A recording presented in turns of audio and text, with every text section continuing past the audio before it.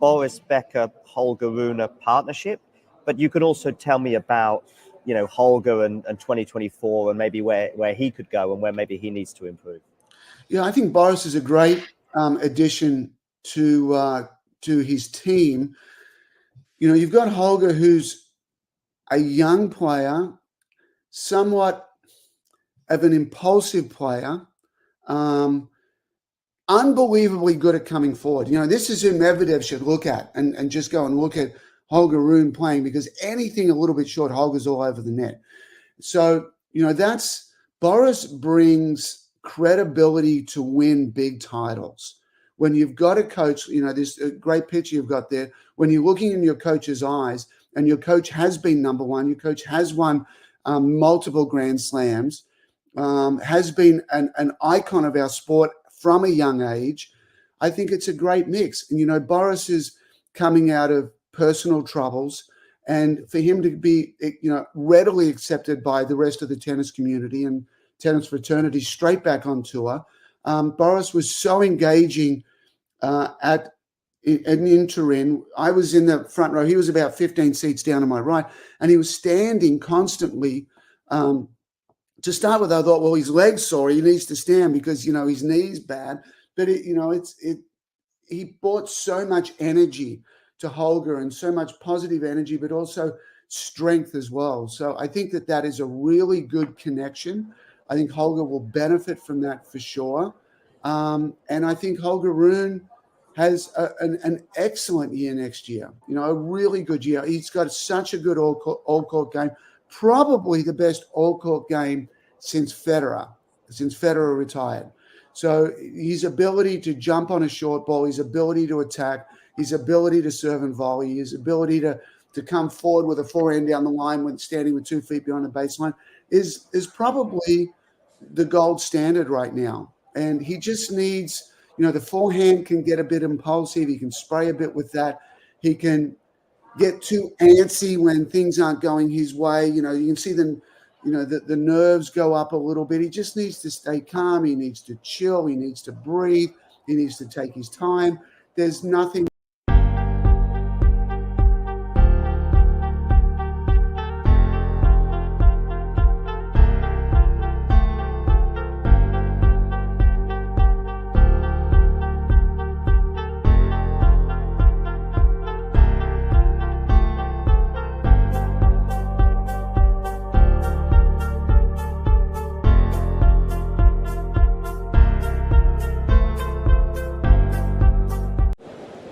Ready? Play.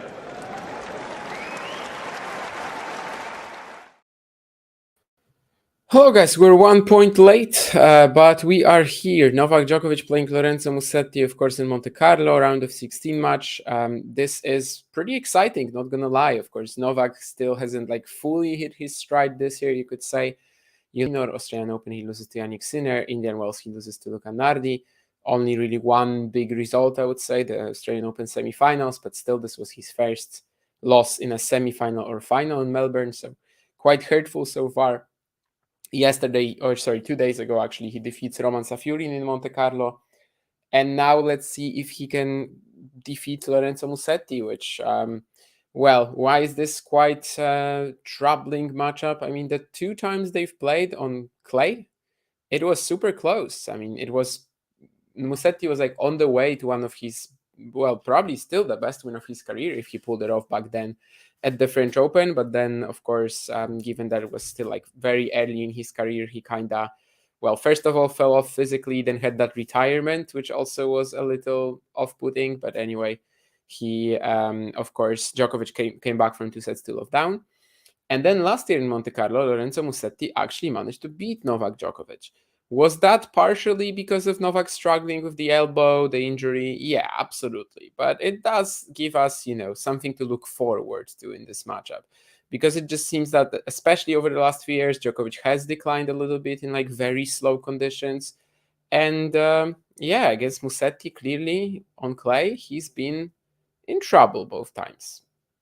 Won one, lost one, but it hasn't been an obvious matchup for him.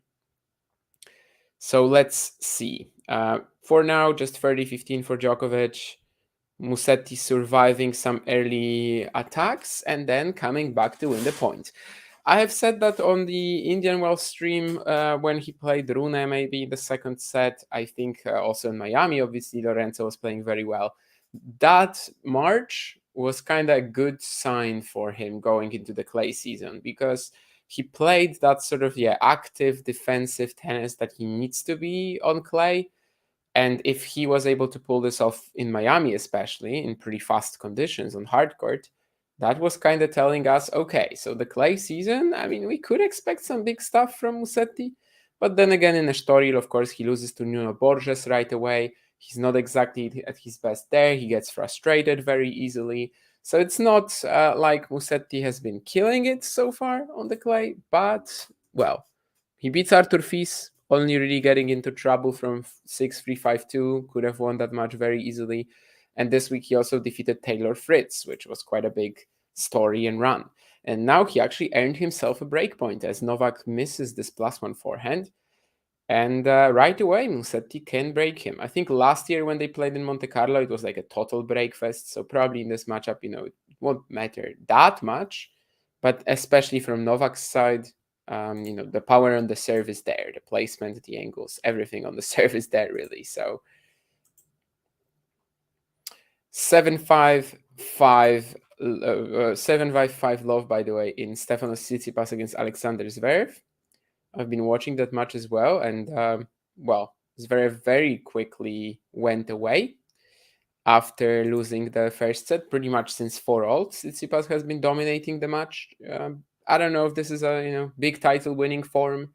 We'll probably know more about that later in the week, but certainly a key win coming up for Steph, who really needs to perform this clay swing to keep himself, let's say, top 10, around the top 10. Anyway, of course, here we're going to be focusing on Djokovic and Musetti first and foremost. Looks like, Zverev Tsitsipas won't be long anyway. I was just watching some slices from Steph, though, and now watching Musetti neutralize the point with the slice. Yeah, that's cool. Now I'm like, okay, give me more of that. Because in that Tsitsipas match, of course, it was not really happening. And now, what a brilliant point again from the Italian, who's really just neutralizing what Djokovic is throwing at him and then eventually finding his own opportunity to strike. Beautiful backhand down the line. And Novak sends it out, a forehand forced error. So we've got one more breakpoint for Musetti. Early days, but it would be a brilliant start to the match for him for sure. 17 shots in this rally.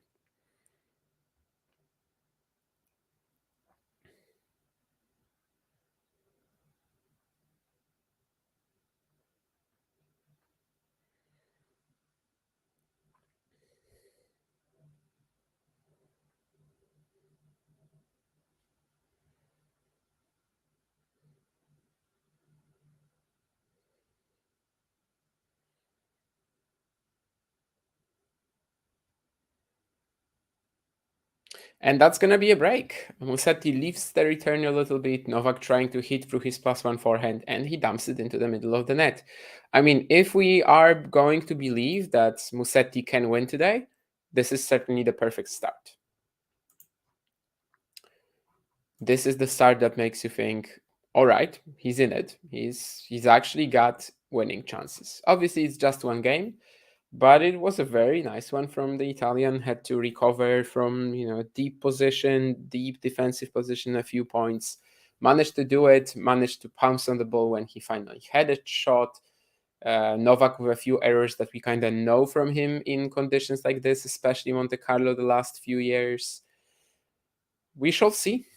But the first game couldn't really go much better for the underdog.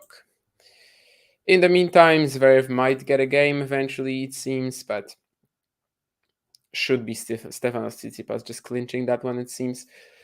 We've already had 4 matches finishing as well. 2 of them, of course, second rounds from yesterday. Holger Rune beating Sumit Nagal, but in 3 sets. And Grigor Dimitrov defeating Miomir Kecmanovic. And we also had 2 third-round matches already. Alex de Minaur beating Alexei Popyrin and Karen Khachanov beating Daniil Medvedev. A little surprised that Khachanov-Medvedev was like such a lopsided match in terms of the odds. Certainly on clay, you would feel like Khachanov is probably as good as Medvedev is. But anyway, he managed to defeat Danin, who was once again getting very frustrated with the umpiring and kind of, shouting at everyone around. Once again, I'm saying because against Gael Monfils yesterday, a match on which I actually commentated, he did pretty much that too.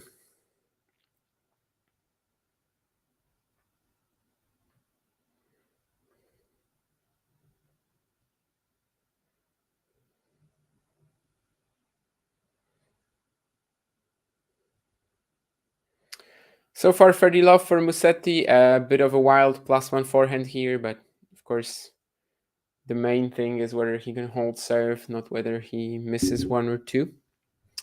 Whether he can consolidate this break. Tsitsipas actually pushing to win already with a bagel in the second set. That would be a bit of a statement win, but let's see. I mean, 7-5, 6-1, given where he was, where he's been recently, that's also a statement win.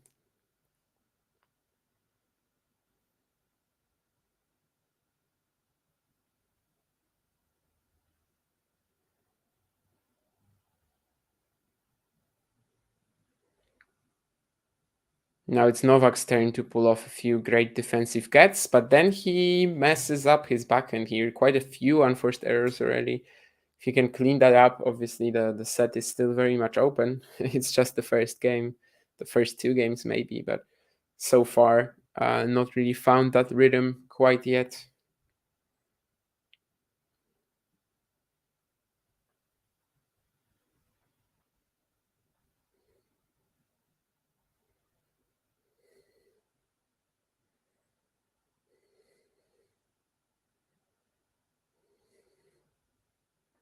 And that's going to be 2 games to love Musetti. So that perfect start of his so far is continuing.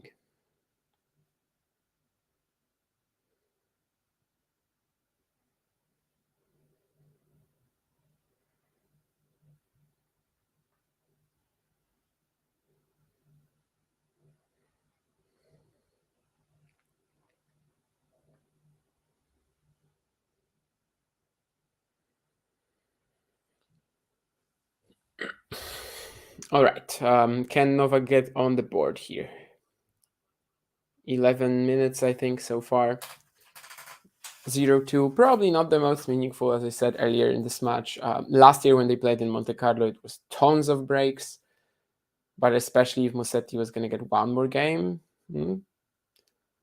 I think Novak maybe could have approached the net a little, even one shot earlier here, but eventually he gets the job done anyway. Musetti showing quite a lot of speed and ability to just absorb pace on the surface, but it doesn't matter in the end. Too precise on the forehand from Novak on the second attempt.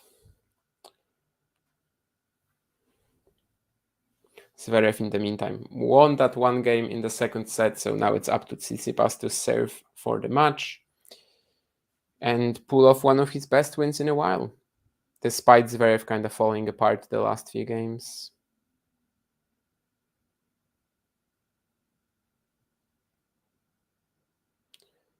Beautiful backhand down the line from Novak, but these shots still need to be finished off. That's kind of the main thing today, probably, and the main thing about this court, this surface, even in general. This backhand down the line that Novak just hit, I mean, most other conditions, it's just a point winner right away. But here Musetti gets to it, doesn't even produce, produces like a semi-short ball, let's say. And of course, Novak capitalizes on that, but seems like making him play one more shot will definitely be part of Musetti's strategy today. Other than their 2 matches on clay, Musetti and Djokovic have also played more times, twice in fact, on very fast, let's say once indoors and once on very fast courts, both hard courts, and these matches were not close, but that's kind of the expectation. As I said, their clay court rivalry so far has been very even. That's a missed second serve return from Musetti, giving Djokovic a 40-love lead. So it seems like we will have both players with at least one game on the scoreboard. Sean says Musetti really hits it well when he has time to wind up on it. Absolutely. I mean, he's sort of like natural court positioning is 2-3 meters behind the baseline, right? Like that's where he kind of likes to stand, wait out a few shots from the opponent, and then go at it when he has the option to do so. And yeah, he's fantastic from these sort of realms on the court. It's just that when it's a quicker court, it's a faster surface, most of the time you're not going to be able to pull this off. The opponent is just going to punish that. But here, yeah, I mean, we've watched 3 games only so far, but I kind of like the winning chances of Musetti, definitely. I mean, I did like them going into the match. And he's had his moments this year. I know maybe it's not been the most impressive campaign. I mean, just, his win-loss record is 9-10. He had matches like winning 2 games against Jiren Zhang, for example, right? But ever since the Sunshine Double, I think it's going somewhere. Like, Musetti is trending upwards. And if he was able to play like this in Miami, he probably will be very good on the clay too, despite his 1 loss to Nuno Borges already. Where is he in the ATP race now? I just want to check, but probably should be like top 50-ish, right? Yeah, at 45th. No, so it's not the end of the world, really, especially given that his favorite surface is coming up. Obviously, that's already with the points from Monte Carlo. Before Monte Carlo, he would have been around 70, which would be a bit more of a, well, let's say a harsher picture. Zverev broke back, but it's still 5 to Tsitsipas, so Steph will get at least 1 more chance to serve it out. Probably no reason to suspect that the match will get turned around quickly or anything. What is that scheduling, by the way, with Rune and Dimitrov playing so early after their previous matches, and like Sonego, Humbert, and then Hurkacz Ruud being the last ones of the day. Playing again today in the doubles? Is that why? No, it doesn't seem like there are. I don't know.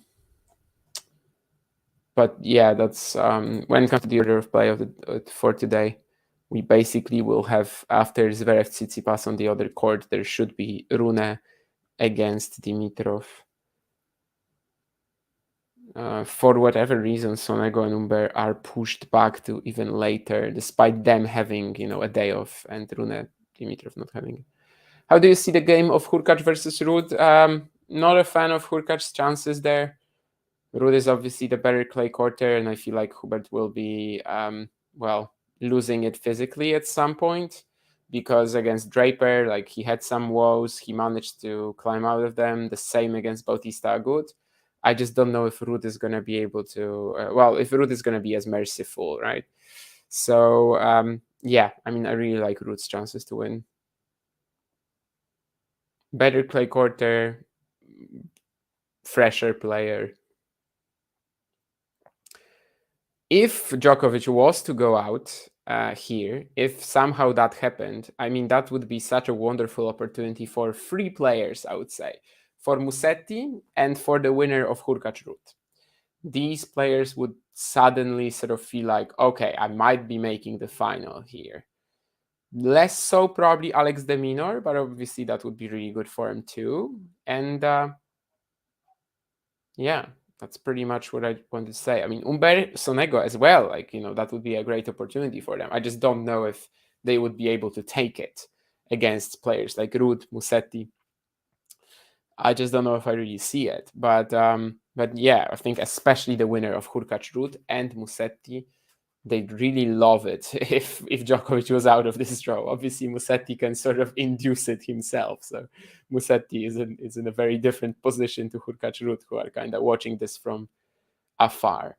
Fantastic shot from Novak here. What a counter backhand down the line. But so far, it's still Musetti 30-15. That was the first point of this game. Where Novak hit this wonderful shot out of position, just completely wrong-footing Lorenzo, who was expecting to be firmly in control of the point, but suddenly gets burned by that. Zverev looks like he will hold for 3-5, so this is the crucial moment for Stefanos Tsitsipas, where he will need to serve it out on the second attempt. Otherwise, he's already in trouble.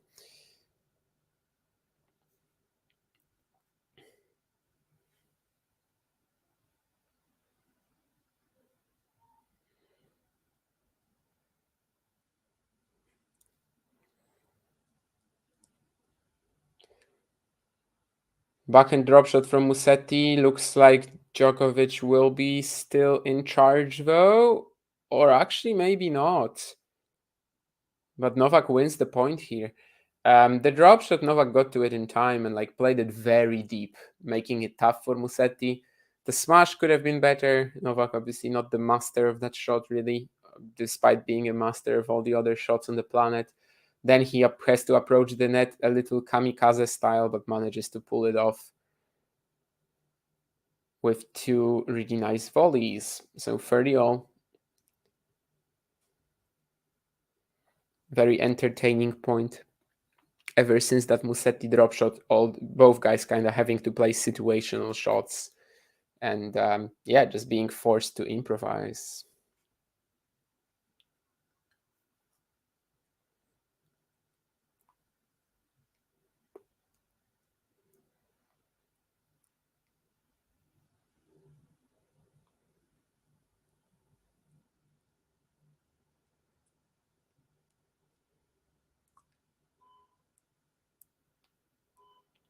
Trading backhands now, and what a shot from Musetti. Just going backhands crossed at one another, and Novak did not expect him to pull out the hammer now. Fantastic one-hander down the line. Musetti is, of course, very much one of these guys who hopefully will be keeping up that, the legacy of this shot. Is it also sometimes a problem for him on quicker conditions? Absolutely, but well, when it works, it might be one of the best. Well, it might be the best one-hander down the line that we have currently on the tour. As I said earlier, he likes kind of like waiting people out and then smashing it when the opportunity presents itself from like 2 meters behind the baseline very often, which is pretty tough actually, right? Can he also win the next point is the key question here. Novak moonballing, and what a drop shot from Musetti. Wow, that's really insane because from such a ball, I mean, you never really play droppers from that position. So far, I mean, it's been magic from Musetti, honestly, this set. Incredible.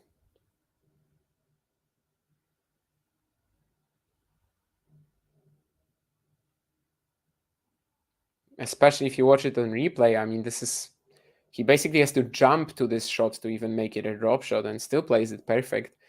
Probably the element of surprise also doing a lot of damage here, but because it doesn't bounce like very close to the net, but yeah, just from that sort of position, I mean, you're not gonna practice drop shots like this.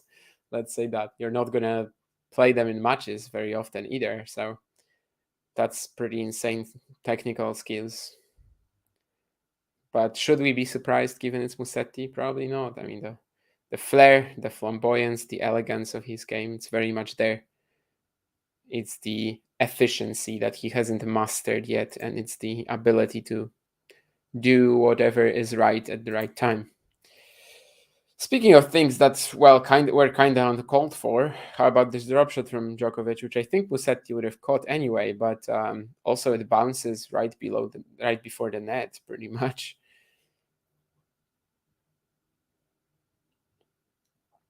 There's one player so far on the court who's looking like really in his element. It's not Djokovic. Especially now as he also serving volleys, and Musetti is able to easily catch this one. Finds the winning pass, low 30.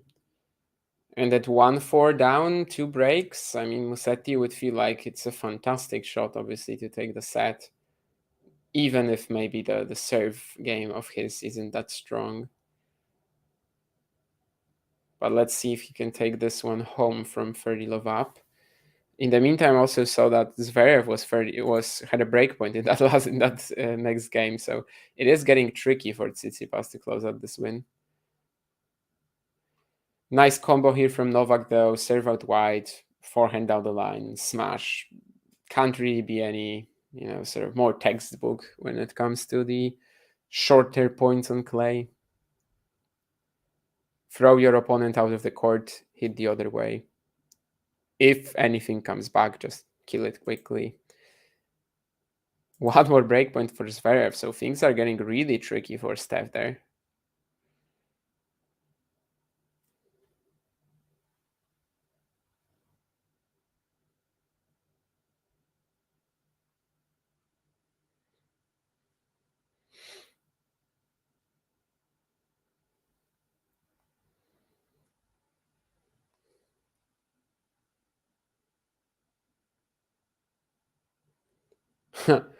That could have been a fun point too, but Musetti eventually doesn't recover after this return. Tries to maybe go for broke a little too much on this forehand counter.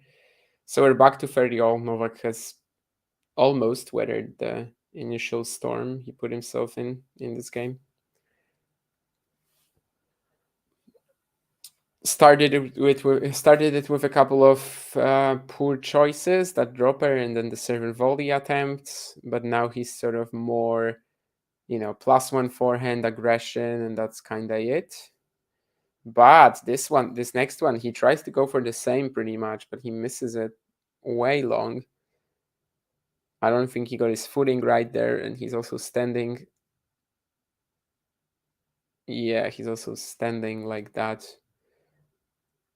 I think disappointed with his position, and Zverev has just broke back for 5-4. That's insane. I mean, literally at 5 love, I think. Was it at 5 love that Tsitsipas had a match point? Yeah, 2 match points actually. At 5 love in the second set. And now it's 5-4. They're back on serve.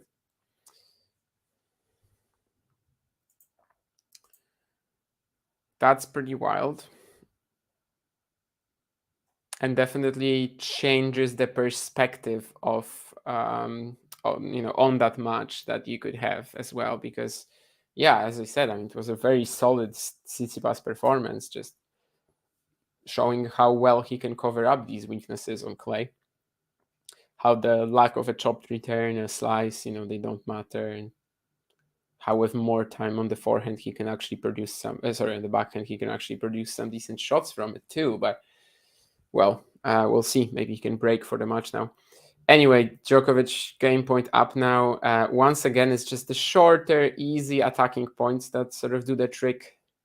Couple of quick forehands. Eventually, Musetti has to pull the trigger on the backhand pass. It's a wild attempt. So there's a game point for Novak, who was very close to going 1-4 down here.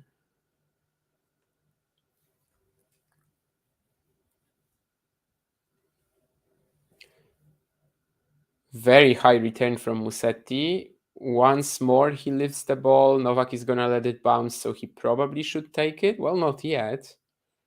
No, actually, already, because Musetti's forehand slice is not going to make the court. So it's 3-2. There was a breakpoint for 4-1 up for Musetti. He's still been the better player so far, but Novak doing quite a lot of damage with just the serve and +1 forehands, really. So, the quick combinations on serve, he's been hitting them all right. And he survives for now. Well, survives, doesn't go double break down, is what I'm trying to say. While we have a changeover, I might also, of course, start talking about that Zverev-Tsitsipas match a little bit more. Because Zverev is currently serving at 4-5. And as I said earlier, I mean, he was pretty much, it was 2 match points for Tsitsipas, 7-5, 5 love.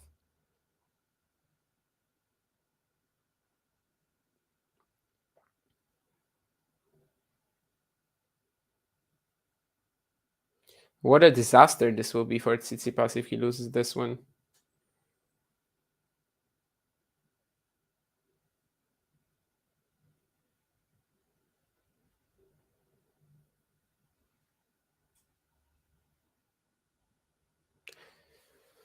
They're checking the mark, and I think it was in as well. Yeah.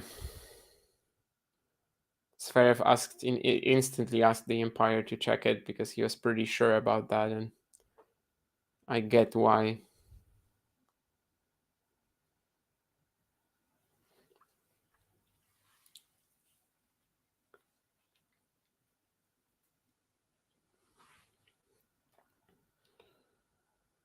So it looks like they will not only be back on serve. Yes, indeed, they are back level in the second set. 5 games all. That's a pretty insane match going on there. But we have to be back to Djokovic Musetti, where Lorenzo will be serving at 3-2 up.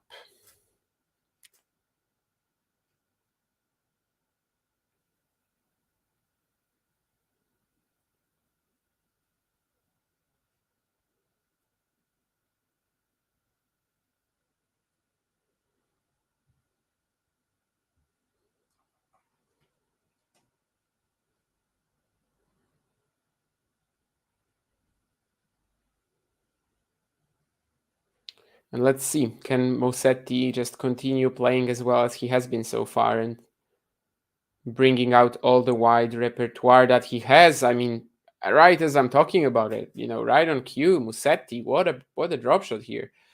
It wasn't even like the perfect opportunity to play it, but the execution. I mean, Novak tried to chase it down, but just dies on the court. And it's pretty much like Musetti is moving away as well. Similar to this Federer-Murray drop shot from Wimbledon 2012, if anyone remembers that, where Roger is like running around his backhand pretty much. He's still on the move to his left-hand side, and he just unleashes a very similar drop shot, in fact, of course, on grass, which kind of bounces different and stuff, but it's a very similar shot. Absurdly tough to pull off, but that's Lorenzo Musetti for you.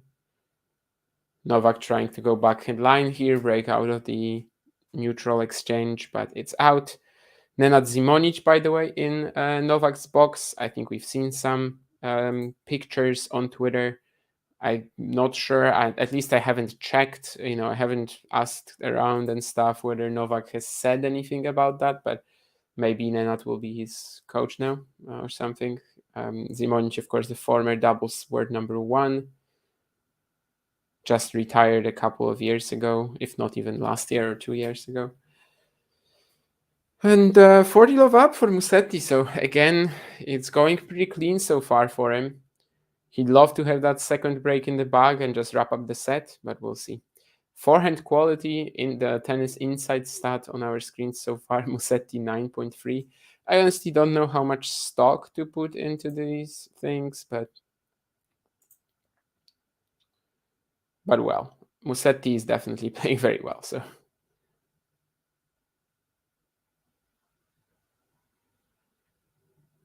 slices the ball. Will Novak be able to attack it? Yes, he can, but not good enough. He has to applaud this shot from Musetti, who on the slide just manages to pull off this beautiful forehand open stance pass. That's just phenomenal again, and just absolute magic, for the first 6 games of this match from Lorenzo, as he goes 4-2 up.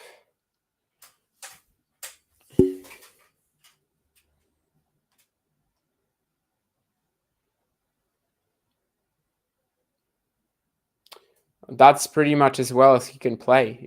He keeps that up for the entire match, he probably wins it. But let's see.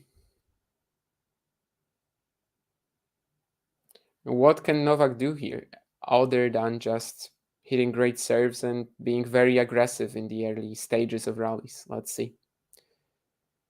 Once again, Musetti's sort of foot speed, court coverage brings him this point. He manages to recover from a very tough position, forces Novak to hit one more shot. It's a pretty tricky pick up at the net, and it's another error for Novak. This one goes in the unforced category, clearly, since they're showing it to us on our screens. I would say that's on the verge of forced, unforced here, actually. It was a pretty rough ball, just, low below the net. Gotta make your swing very compact. But yeah, still probably in the unforced errors category. I if I had to make a choice, I'd agree. Ace for Djokovic, maintaining that trend of him mostly winning quick points behind his first serve.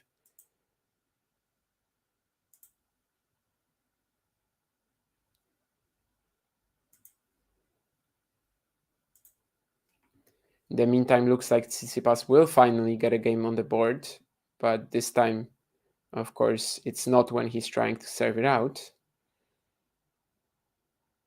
Nice smash from Novak. Again, opens up the court for himself with the serve, blasts the forehand in the other direction, and then just one shot he needs to perform, execute to put the ball away.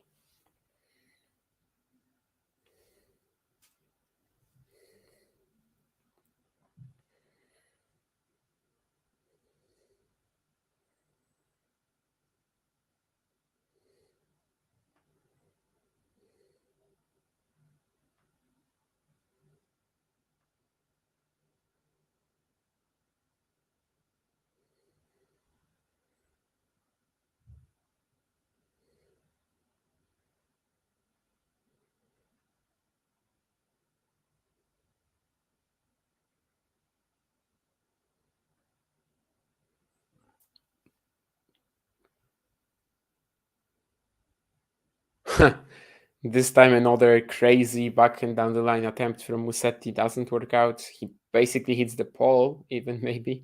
And I'm not talking about Hubert Hurkacz, I'm talking about the pole of the net.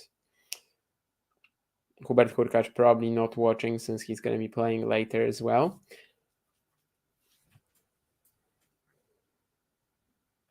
In fact, will he be playing right after this one? No, there has to be one more match, right?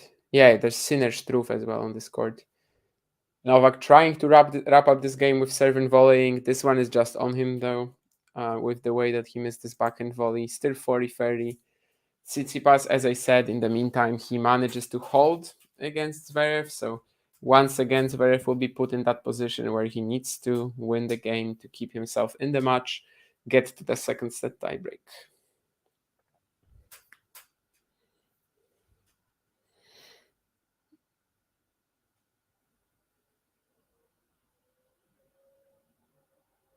Can Djokovic get out of this game unscarred, or will it be more issues for him here? Musetti keeping himself in the point with a couple of great slices, but I think this backhand crosscourt will give Novak the point. Yes, indeed. Great angle on it. 4-3 Musetti so far, but it's not been an easy match for Novak Djokovic. Definitely not. Let's see. He might still have 2 more chances to break back and stay in the set. So certainly he's not out of it yet. Let me jump for the change over to Zverev against Tsitsipas. We'll see maybe if the German can bring us to a second set tiebreak in this match that suddenly got very interesting. Not that Djokovic Musetti isn't, and in fact, it might as well be the best match of today if they keep playing like this, I think. But yeah, it seemed like Tsitsipas was obviously cruising to the win, and it's not like that now. With Nadal gone, is there a clay court specialist outside the top 10 who could win the French? Nadal is not gone, by the way, from the French. Is there a clay court specialist outside of the top 10 who could win the French? Fran Cerundolo, if he peaks for a couple of weeks, does that make sense?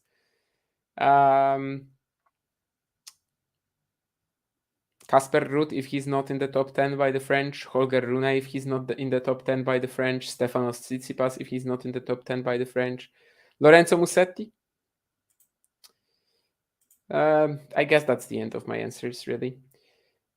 Ghosty says, who has the best forehand slice in tennis? Will be very hard to sort of come up with an answer because it's not really a shot that anyone uses on a super regular basis, right? You just use it. Well, sometimes, you throw it in, but most of the time you just defend with it. And then it's probably most of these, very artistic guys, let's say.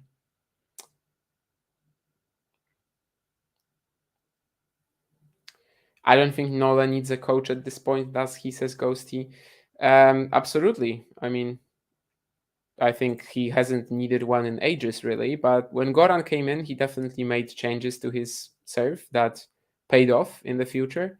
But right now, yeah, I mean, I think a coach is mostly someone you bounce ideas off of if you're Novak Djokovic, right?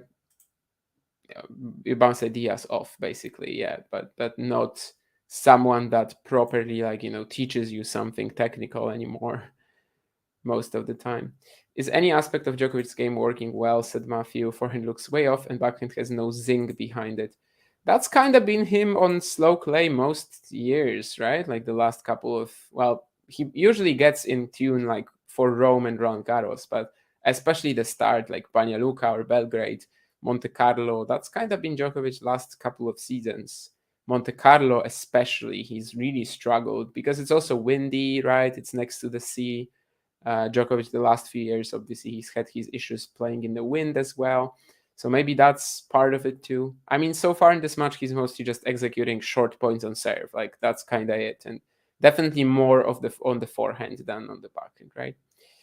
Which is natural in easy points on serve, definitely.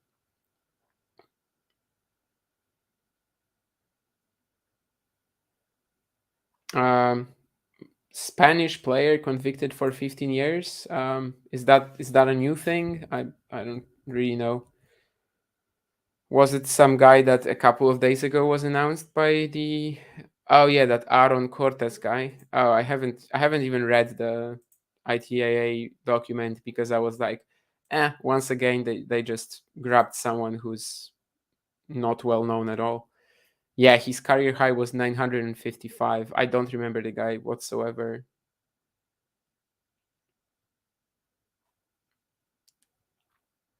Well, if he's 29 now, then in 15 years, I'm assuming he's not going to be back. So we can kind of just forget about Mr. Aaron Cortes. But yeah, just if you want more info, I guess just you probably read the info on ITAA. No, but this was like buying wildcards, and that's very common practice. So I'm not really sure. Well, buying, maybe they don't technically call it buying, then, but they pay players. But buying wildcards is also common practice. How did Rune look against Nagal? I did not watch it, so can't help. Probably not an amazing sign for Holger that he was struggling. But I'd still love to see him play Sinner in the quarters just because of how amazing their match was in Monte Carlo last year. In the meantime, Musetti 40-15 up as I was catching up with the comments in the chat.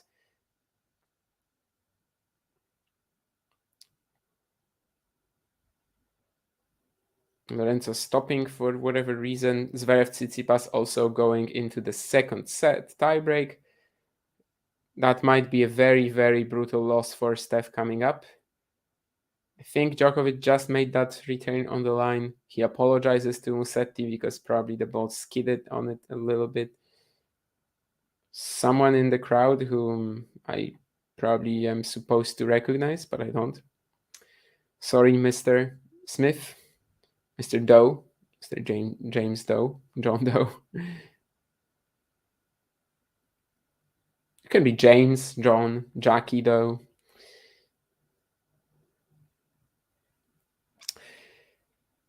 And who knows, maybe this forehand return from Novak, which just fell on the line, maybe it will actually prove to be pretty decisive in this one, because now it's Musetti just with a random cheapish error. He actually hasn't had one in ages.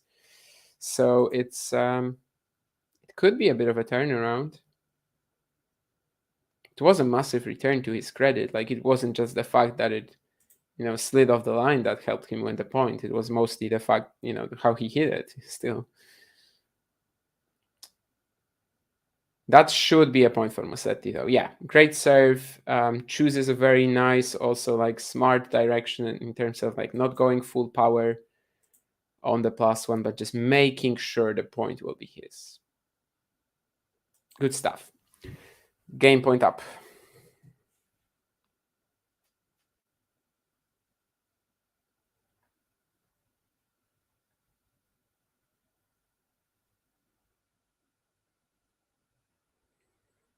And can he claim the game, go one from winning the set? Novak backhand down the line, and Musetti won't be able to cover his forehand corner in time.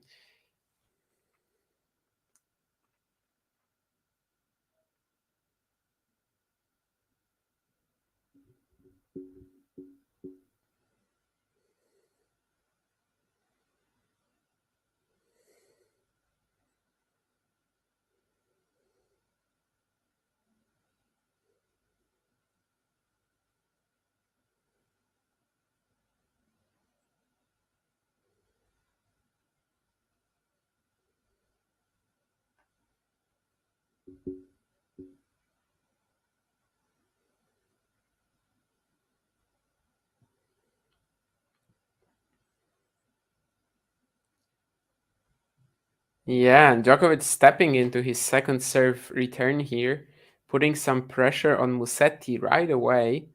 Lorenzo tries to neutralize it with the slice, but it's actually going to sail long. So suddenly we have a breakpoint Djokovic.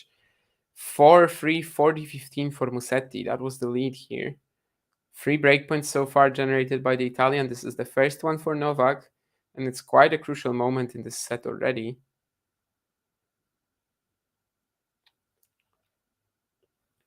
The pace at which they're going, by the way, is kind of scary. I mean, it's 44 minutes. We might have a 4-all tie, basically, soon. I have like 2 more hours, but hopefully I'll be able to watch this until the end.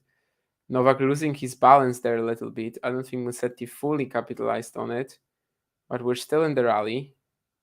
Who's going to be the first one to take risk with the backhand down the line this time?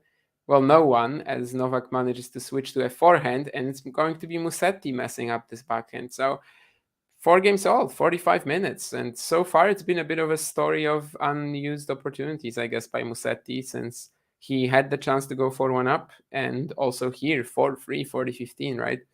So Novak is 4 games all, and that might be an issue for Musetti, who, well, just like most underdogs against an opponent like this, the first set seems more crucial to him than it is to Novak, right? In the meantime, Tsitsipas also up a mini break in the second set tiebreak over Zverev, so 5-3 even now, so he has another chance to clinch that win. Well, not yet a match point, but, just puts himself in the position again.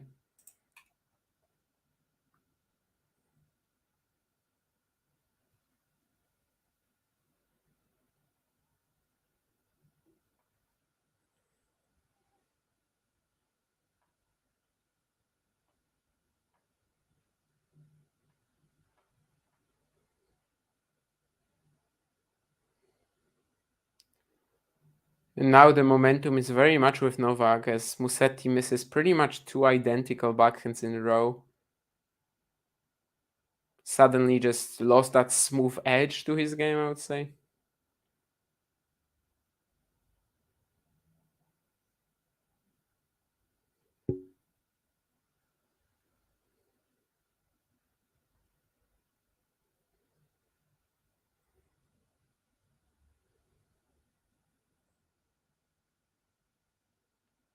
Novak dictating this point as well. Musetti recovering with the slice though.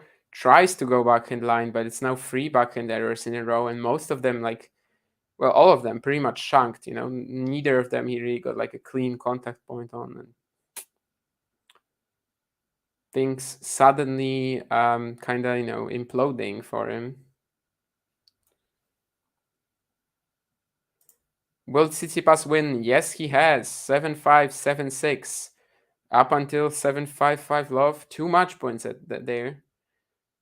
He was in actually really good. Like he was really solid. But what happened later is just, well, to be forgotten, I guess. It's important for him to have gotten that. I mean, to have made it through in the end. And we'll see how he can perform. I think against Kachanov next, right? So it's a pretty nice draw for him there. Like it's not the it's not the best obviously you can get, but it's not the worst either.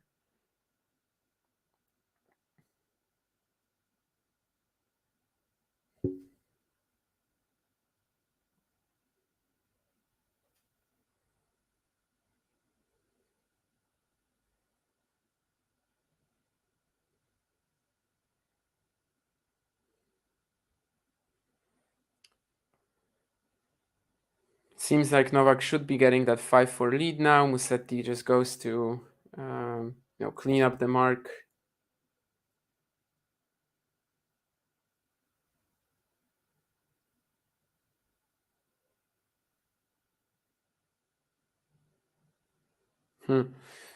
Just started scrolling through Twitter and was like, it's great to see Tsitsipas playing such good tennis again. And it was obviously a tweet from 50 minutes ago.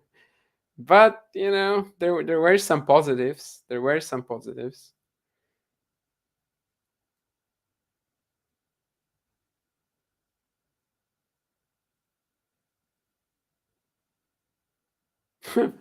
Also, the Medvedev talks with the umpires the last 2 days, getting some pretty interesting takes. Someone who is apparently a health, knows something about, let's say, health medicine and stuff, but says that it might be due to dynamic visual acuity, which degrades with age. And Layani, who is 57, and Bernardes, who is 58, are too old.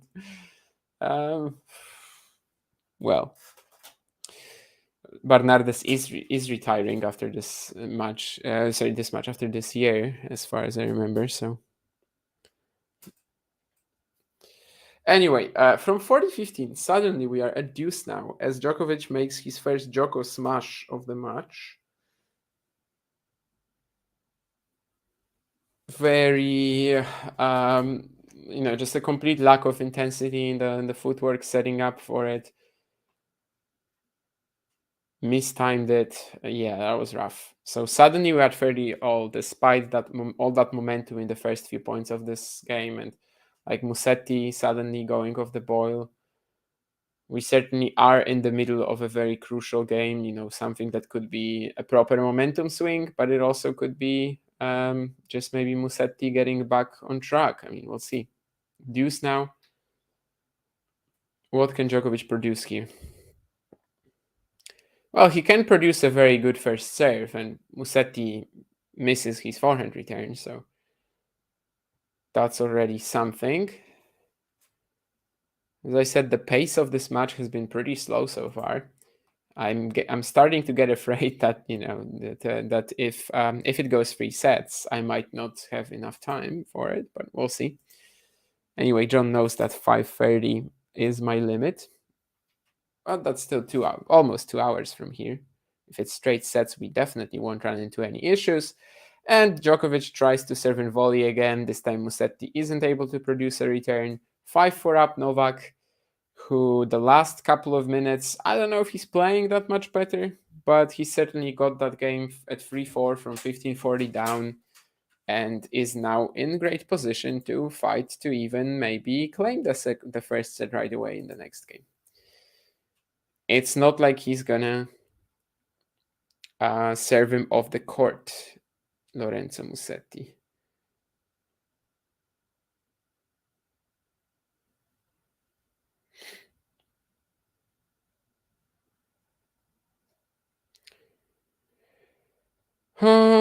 Yes, if I was a millionaire, would I buy a wildcard to a Polish event?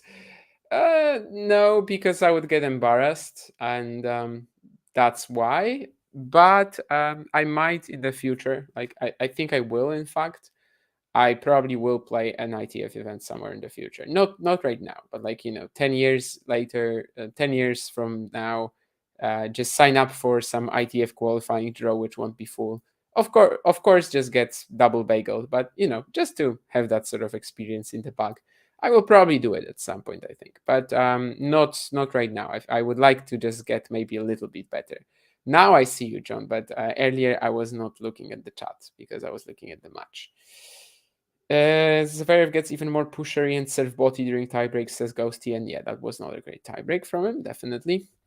Sean says that Sonego looked like he had great support, as yes, this is pretty much very close to the Italian border, obviously, so both Italy, France, and Monaco, I guess, can sort of treat it as a home event.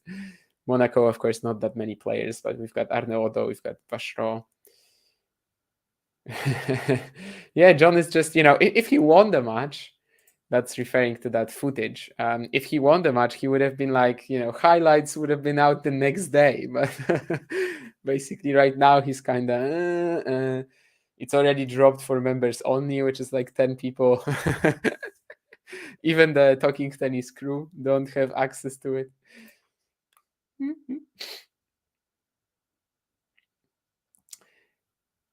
Anyway, what else there? Not much, I guess.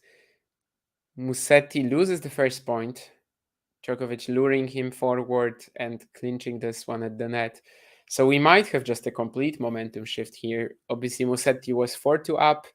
Then he was 4-3, 40-15 up on serve as well. And it would be a very brutal way for him to lose this set, especially if we remember the first 6 games, which were just like, total magic from him, just unplayable, and you can only stand there and applaud. But that has very quickly ended, although this ace down the tee will help him considerably.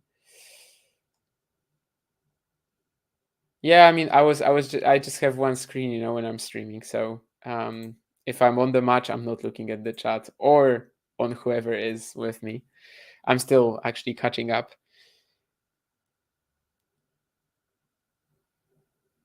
Yeah, Dr. Vansh. Who do you see as a favorite in Sonego versus Humbert? Is Sonego the better clay player here? It is an argument. I think we still sort of need to see how Humbert performs, because last year, obviously, he made a big jump on clay, but he was still losing to Sonego, right? They played twice last year, and it was very close both times, but he was still losing to Sonego. I think Sonego might still be the better clay player by not a big margin, but given sort of their confidence level, their form, it probably kind of evens out. To me, it's a very close match. I'm a little surprised that Humbert is that much of a favorite. Handshake was actually we had like a small handshake after the match ended. You're gonna see it on the highlights of whenever John puts them out, because it was very close to the camera. I wasn't actually going for it because I knew that we were still gonna keep playing, but John sort of suggested it.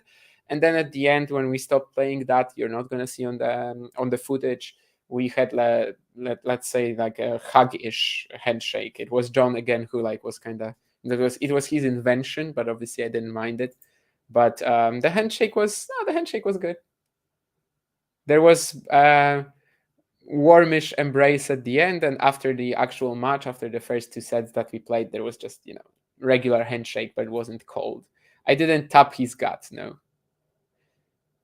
I also didn't didn't tell him to stop being a baby, but I might have said something about it to the camera that John is just complaining, because after the match ended, he came into the camera and he was just like dropping balls in front of it in order to show that they're not bouncing as well as he would like them to. So, but it's even for both players. 30-all, there's an opportunity for Novak there, trying to attack the second serve return, but it's gonna be way out.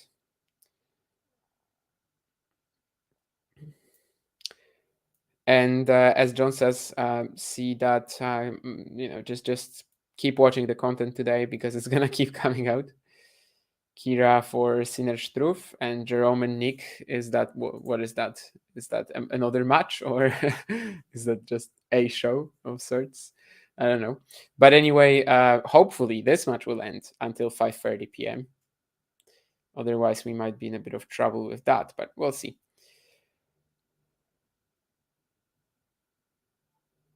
They're going backhands cross yet again. Musetti slicing, inviting Novak in, and can he pass him? Well, he can't technically pass him with the ball, but he can produce an effort that's tough enough for Novak to like barely get his racket on it. It was actually a pretty smart call as well to play this pass like this, just very soft, very low. And it is 5 games all. So Musetti got out of trouble here. That could have been a much tougher moment for Lorenzo already.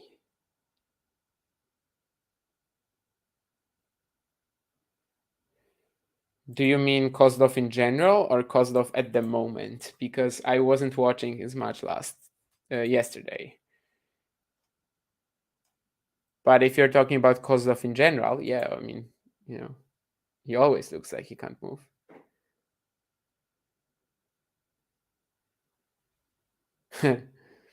Atrocious ball issues. I mean, we weren't really in control of that. We got to the club, we asked, hey, do you have some balls? And the guy is looking at us frightened. We are looking at him frightened. And then he literally found some random balls on the windowsill. So, as you can imagine, I mean, they weren't the best, but I think, they didn't impact the result of the match. That's what I'm going to say. There could be some fluctuation, obviously, when it comes to the amount of games that were played, the amount of games that John won. Maybe with normal balls, I would have been hitting, just 10 aces. I don't know. No, I never hit 10 aces on a single day of playing tennis in my life. Definitely not. But maybe I would have hit at least one. But I don't think it's that big a deal. After all, it's the same for both players. Yeah, definitely. I'm a South American clay grinder. And John is saying that we can cover the departure. That's fantastic. Because Musetti and Djokovic, if they go free, I really like their chances to go longer than that. South American clay grinder, that's not really what happened, but hopefully you're going to be able to see it for yourself soon. As I said, I think there's definitely a bit of a difference of John's excitement and John's willingness to put out the match video because of the result. No, I'm kind of joking. But anyway. Well, let me tell you this, Ghosty. I would be playing challengers if my ranking was this low. And that makes me very different from the Polish Diego. And 6-5 Djokovic anyway. Very quick game. After an hour, Musetti will have to serve to get to the tiebreak.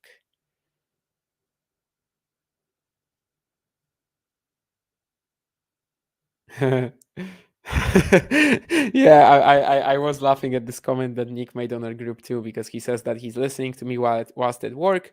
Great commentary, as always, really gets all the important information across.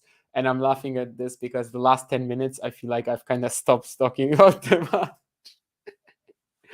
But anyway, John would have had a better chance in ping pong, it seems. I don't think so. Maybe badminton if we play, or squash. But yeah, I would still say tennis rather than ping pong. In tennis, it is feasible for John to beat me, I think. It's not, if we played 100 times, I'd be dropping some sets and matches, I think. And in table tennis, probably not. I think especially, there would be a way for John to win if we get to a nervy situation in a set. There's 4-all. And then, I just don't have as much confidence hitting through the ball anymore. And I start to doubt, I start to question myself, and just suddenly stop playing, with clarity. Then I think there is a possibility. In table tennis, it'll be tougher. I feel like I have a better edge in terms of, just being reliable when it matters, which comes from, control experience, which in tennis I do not have.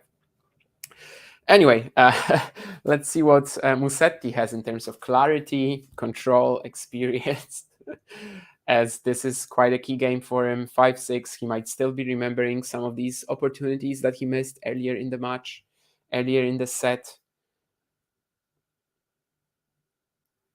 And let's see if that plays into it too.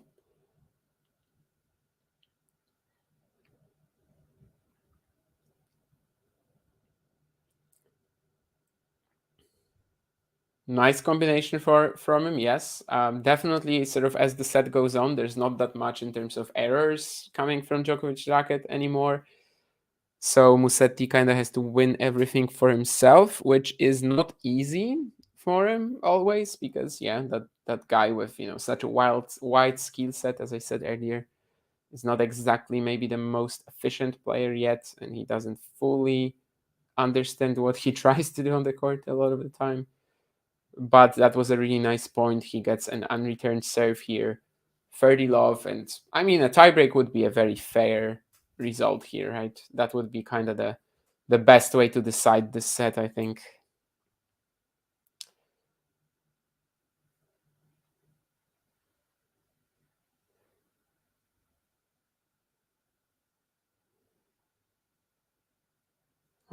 You're missing an incredible breaker with Duya. He just saved quality match point. Yeah, I wish I was watching that, but I actually wasn't at all. Bonzi still won it 7-5.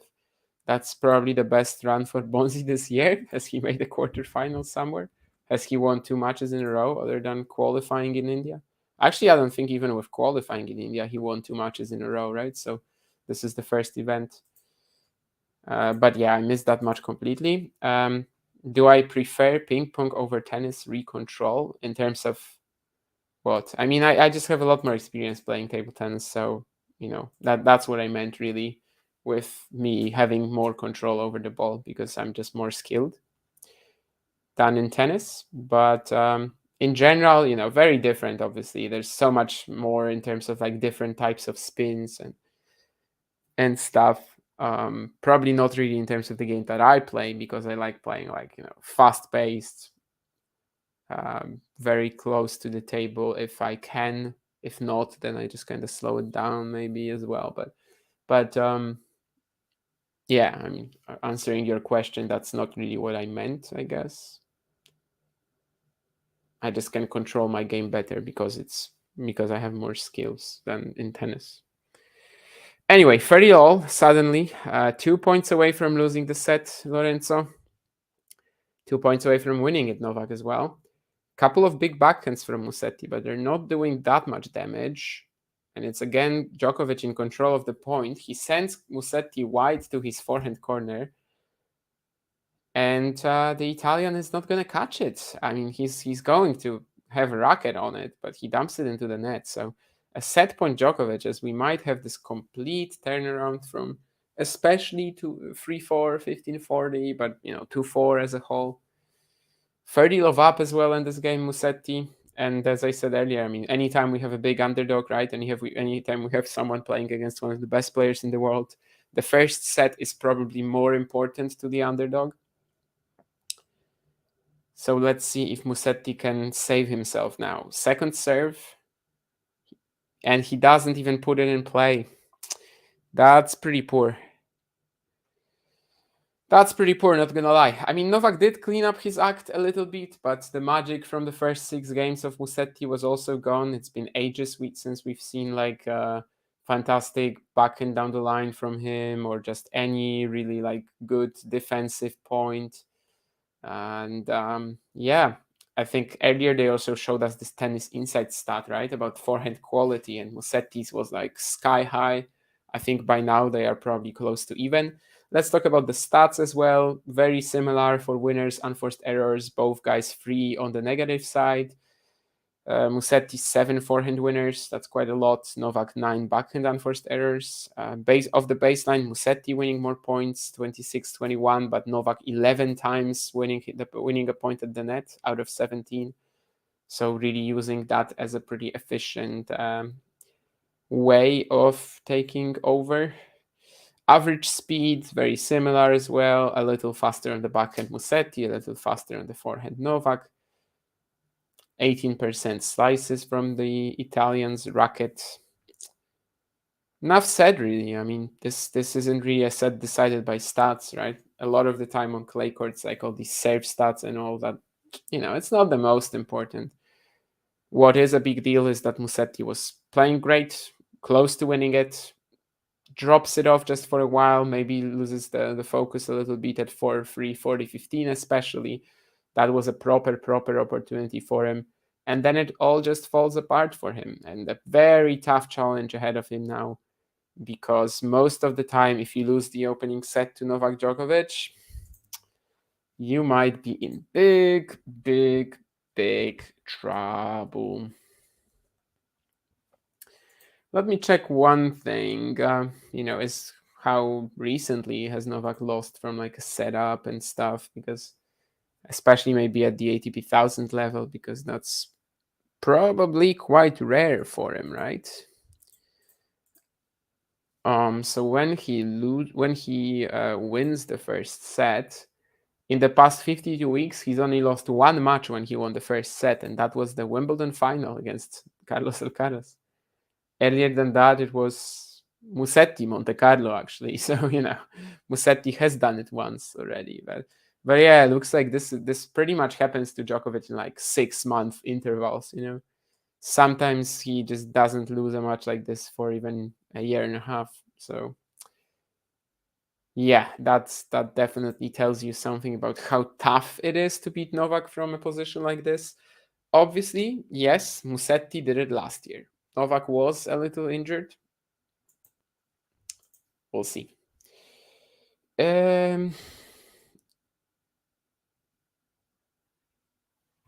Is this a lot more experience playing table tennis, a reflection on the challenges finding a court, another tennis player? On a lot of things, but yeah.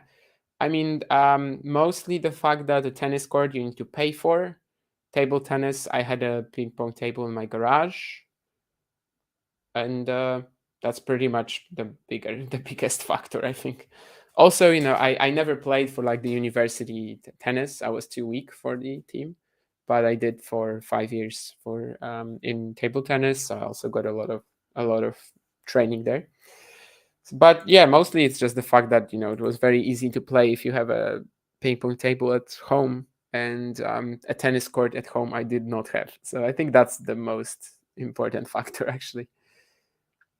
Do many players still use the penhold grip in table tennis? A lot of Chinese guys. In Poland, it's rare to meet a player playing penhold. However, actually on Tuesday, I played against a penholder.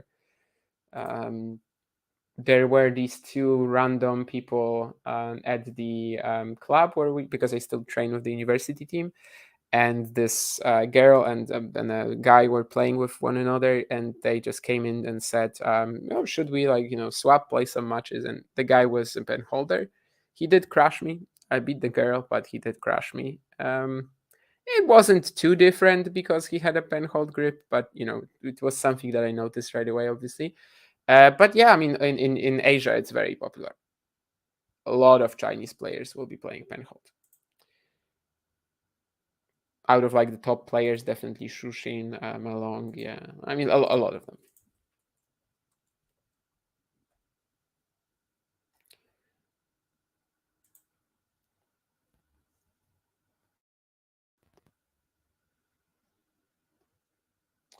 I mean, Shushin, not Malong, but Jesus, I messed up the.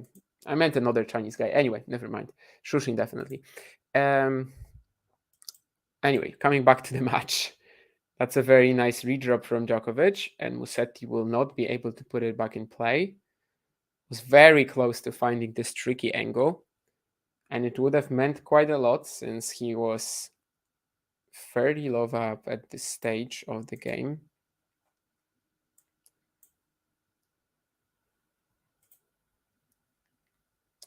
By the way, no other matches going on in Monte Carlo in singles right now, as Rune Dimitrov still needed a bit more time to recover after their previous matches today.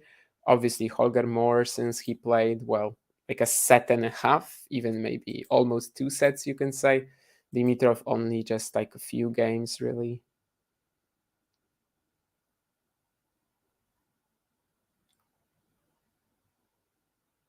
That was a nice backhand from Novak.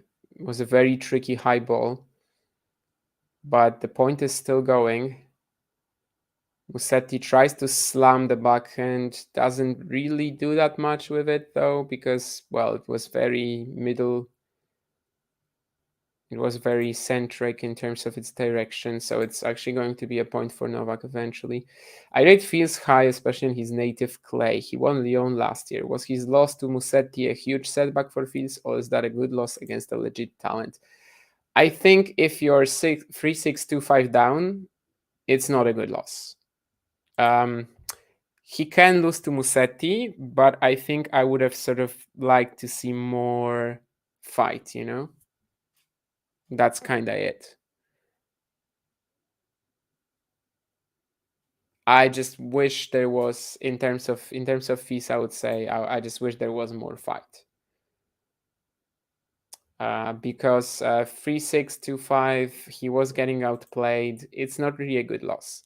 And let's be honest, what's happening so far this year for Arthur Fils is not really progress. It's kind of like stagnation at best. I don't think this will last forever. Obviously, he's still super young and just kind of learning the ropes of this level. I mean, last year at this time, he was still outside the top 100. And I mean, he's very clearly still a top 100 player with his current level. But, well, let's say that he needs a pretty big result rather soon, I would say. And yeah, losing to Musetti is fine, just maybe not the way he did that. Because this could have been a much easier match for Musetti, right? This shouldn't have been a 6. Well, this could have been a 6-3, 6-2, basically, is what I'm trying to say. It's often hard to find other players in available cohorts. Most of my cohorts got kids and managerial class careers, so they have no time. Yeah, it is, absolutely. I mean, it's tougher for sure.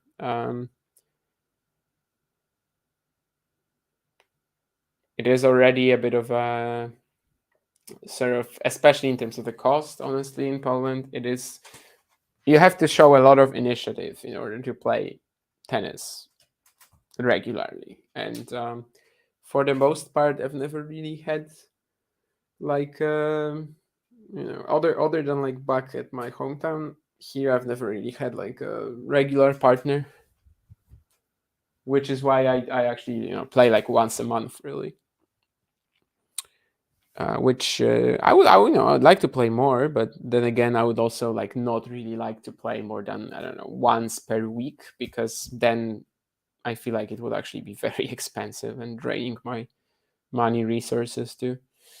But yeah, it is a problem with tennis affordability for sure, and affordability and just finding people to play with. Yeah, of course, right now there are a lot of options. Like you can, I don't know, use some Facebook groups, or there are actually websites, right, who sort of like set up matches for you. But then once again, it's additional costs, and also I feel like it's more for outgoing people, whereas someone like me, it's a little tough to contact people in this way and sort of set up these contacts for yourself, then ask them if they want to play again and stuff. Yeah, that's, I kind of just take whatever is thrown at me, if you may. If someone shows a lot of initiative, I'm going to play with them. But if I have to do it, that's going to be tough. Anyway, can Musetti stop the bleeding? Can Musetti turn this around? Because the last few games, I mean, are looking quite bleak. Even when he had that low 30, Novak is just not really helping him out that much anymore. And a break here could really set him in like a good position to keep progressing through this match. Of course, awaiting one of these players in the quarterfinals is Alex de Minaur. I like how Alex has been developing his clay game over the years. Yes, absolutely. I feel like all the efforts that he's had, all the years he's spent training in Spain, they haven't been properly rewarded yet. They probably will at some point. Well, quarterfinals in Monte Carlo actually is already a very good result. But you probably have to assume that either of these players, Djokovic or Musetti, would be the favorite over Alex on clay. So Djokovic a bigger one, yes, but still.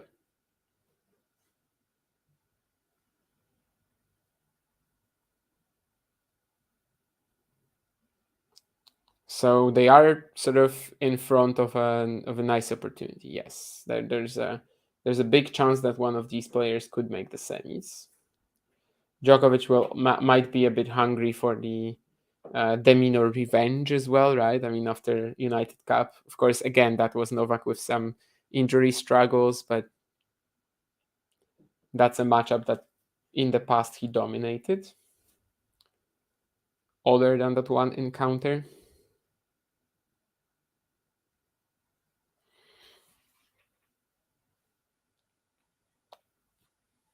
So yeah, we are already in some pretty crucial territory for Musetti, who kind of needs to get back on track, win a game or two, goes back and down the line here, but Novak does so well to neutralize this point, forces Musetti to go back and down the line again, So already 2 low margin shots, and everything is coming back now.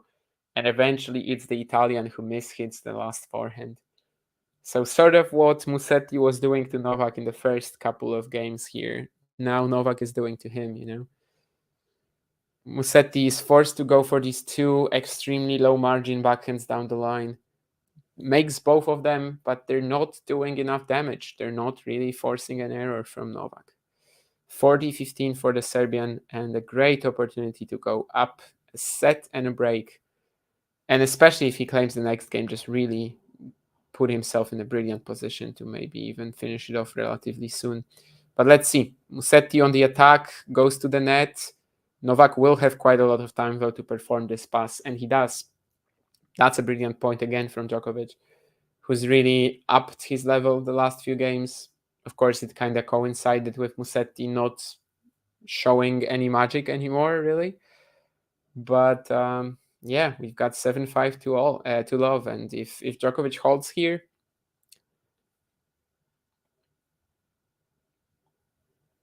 the finish line will be in sight for him.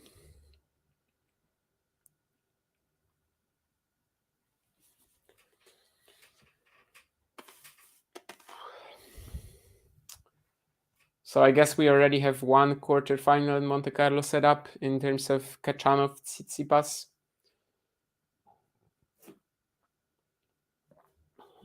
One of them could soon be Djokovic de Minaur.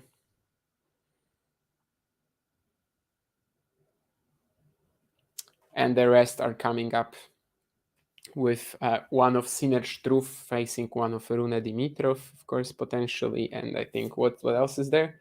Oh, Sonego Umber against Hurkacz or Ruud.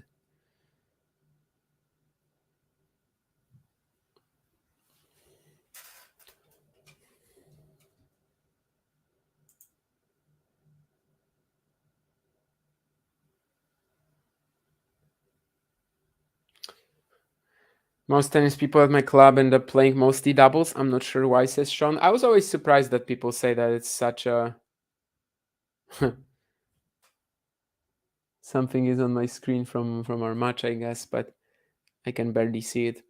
Yeah, I'm always surprised when people say that most like recreational play is doubles, because I never really see it.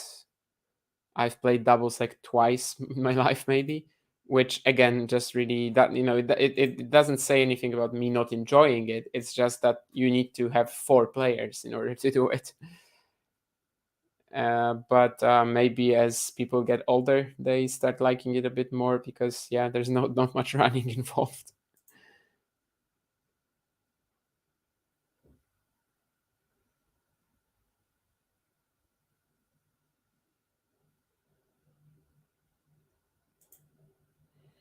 Some philosophy now on the chat as well, with humans are pack animals ultimately. Yeah, I do agree with that actually.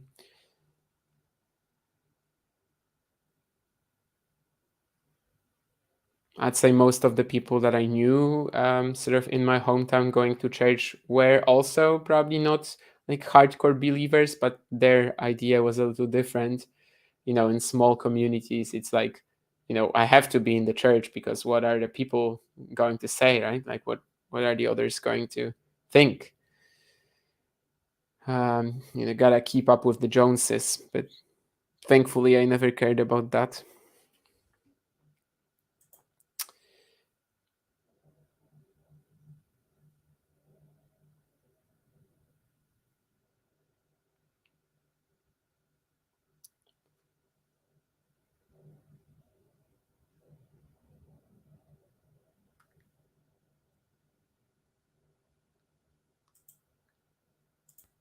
Yeah, John in all black channeling the spirit of Kasper Ruud Estoril first 2 matches.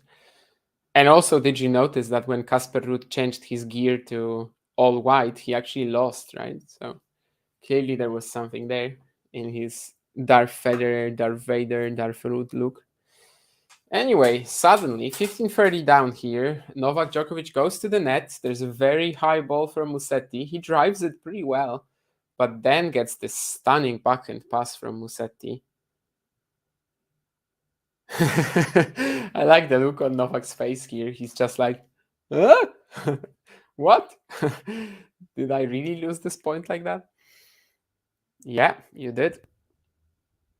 But it still needs to be converted. It's 2 opportunities now for Musetti to at least get us back on serve in the second set. Novak serving volleying again. This should be an easy put away, and it is. Manages to sort of snipe that one, as the Musetti return wasn't that good.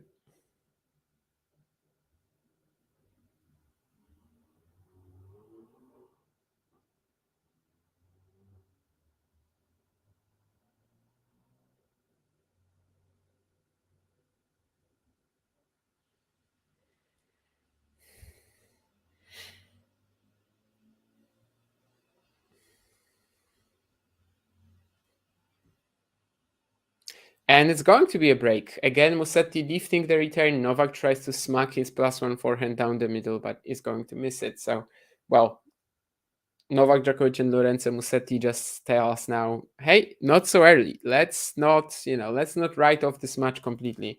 And in fact, I'm going to check this now, but I think last year Djokovic could have been a set and a breakup as well. At least it was pretty close, I think. Keeping up with the Kowalskas. Yeah, Kowalski's probably more because it has to be like, the parent, the paternal name, if you may, in terms of the whole family, right? The head of the family is the father. But yeah, Kowalski is the second most popular surname in Poland. Novak is the first one. Oh, Jesus, Kosti.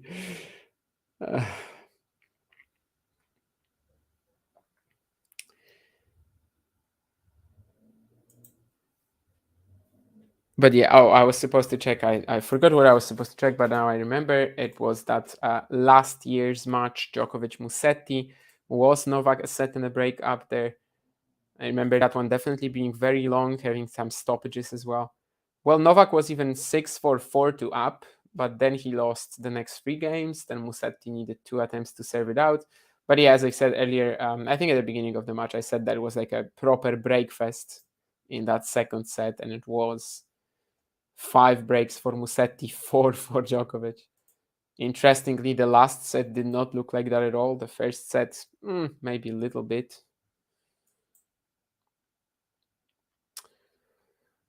But yeah, so Novak was also up a set and a break last year. And we'll see if Musetti can produce a similar turnaround.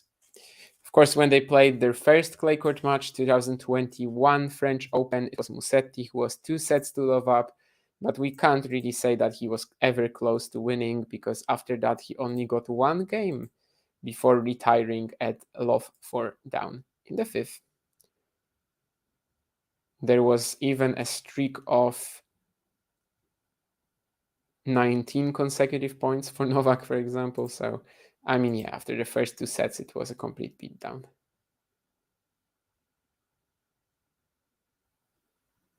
One of the two sets to love down comebacks that Djokovic pulled off that French Open, I think, including, of course, the final against Stefanos Tsitsipas.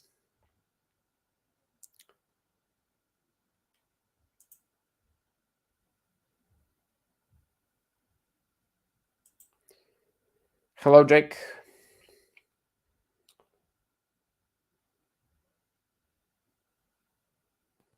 Let's see. Can Musetti bring us back to 2 games all? Probably should not be missing forehands like these if he indeed wants to.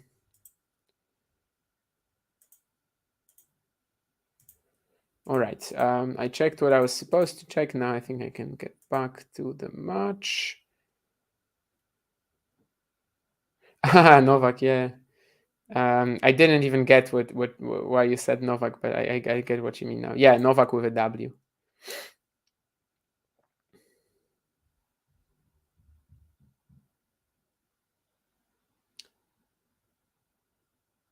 Yeah, it's a pretty interesting one, I guess. Kowalski is a very clear sort of typical surname stemming from a job, right?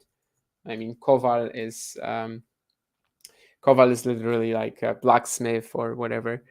But Novak is probably from New. I don't know how to read Polish letters. Damn, that's an intimidating language. Yeah, it's considered one of the toughest to learn for sure. But the main thing with W's and V's is just that it's the other way around than in English, basically. If you have a V, it's probably going to be V, and if you're going, if you have a W, it's probably going to be like Novak, yeah, not Nowak.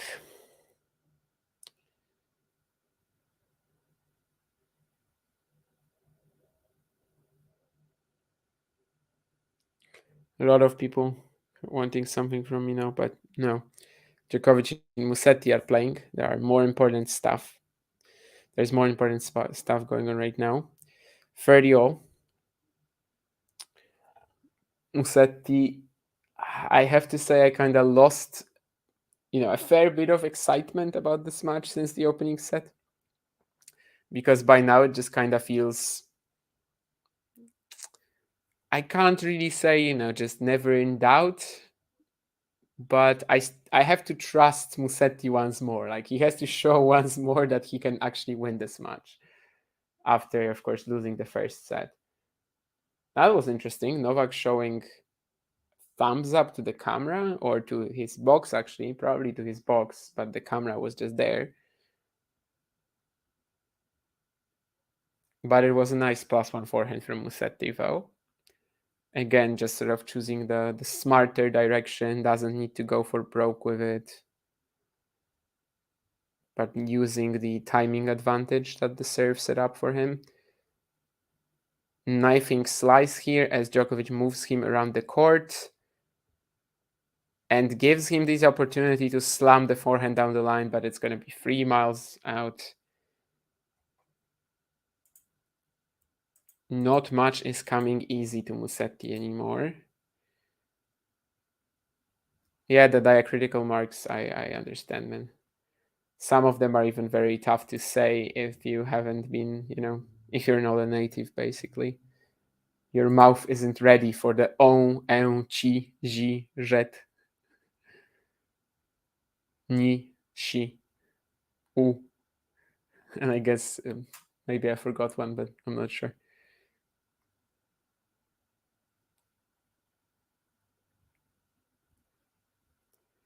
Djokovic once again attacking the Musetti second serve. Really should get the point out of it, and he does. It wasn't the best smash I've seen, but it's good enough. Musetti still had a play on it, but obviously it was rather tough to produce anything.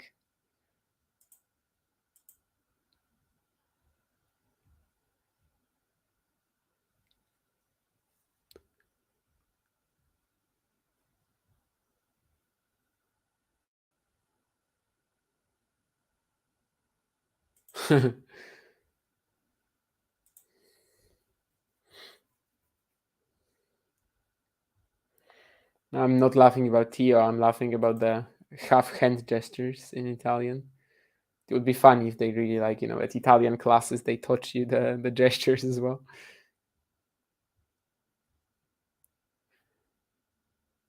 This is an important point here, and Musetti tries to go for a drop shot, but it's into the net.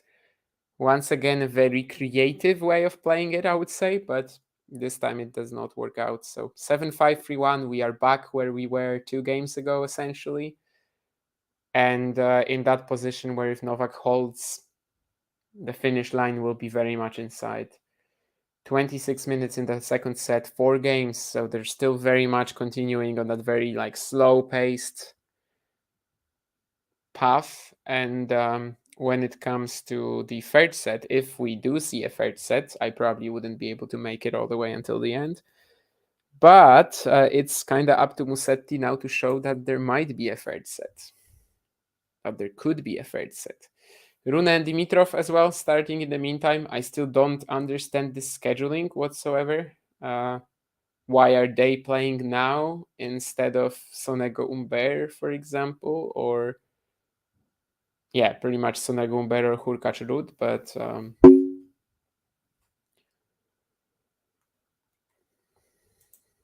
well, I guess they had like 2 hours of break in Rune's case, probably like 3 for Dimitrov.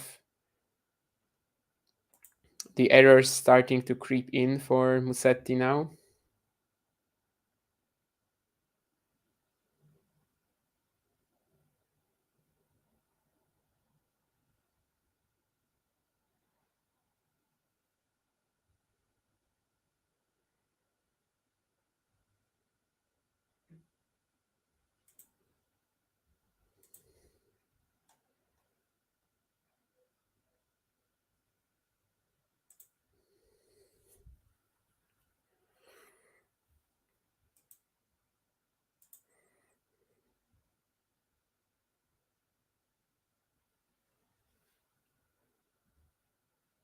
Trading forehands cross, and Musetti opens up the court for himself nicely. This time doesn't go for that full-on, just hammer forehand down the line, plays it with some margin. That was pretty nice for sure. Opened up the position, got Novak out of the doubles alley. Basically outside the doubles alley, and found the winning play. So 15-all, he's fighting for it.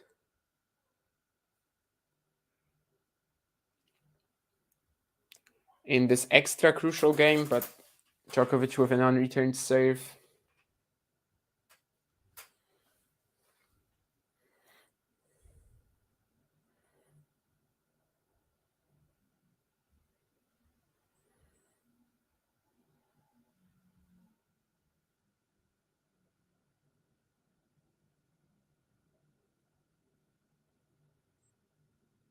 Oh, and that's a costly error as well.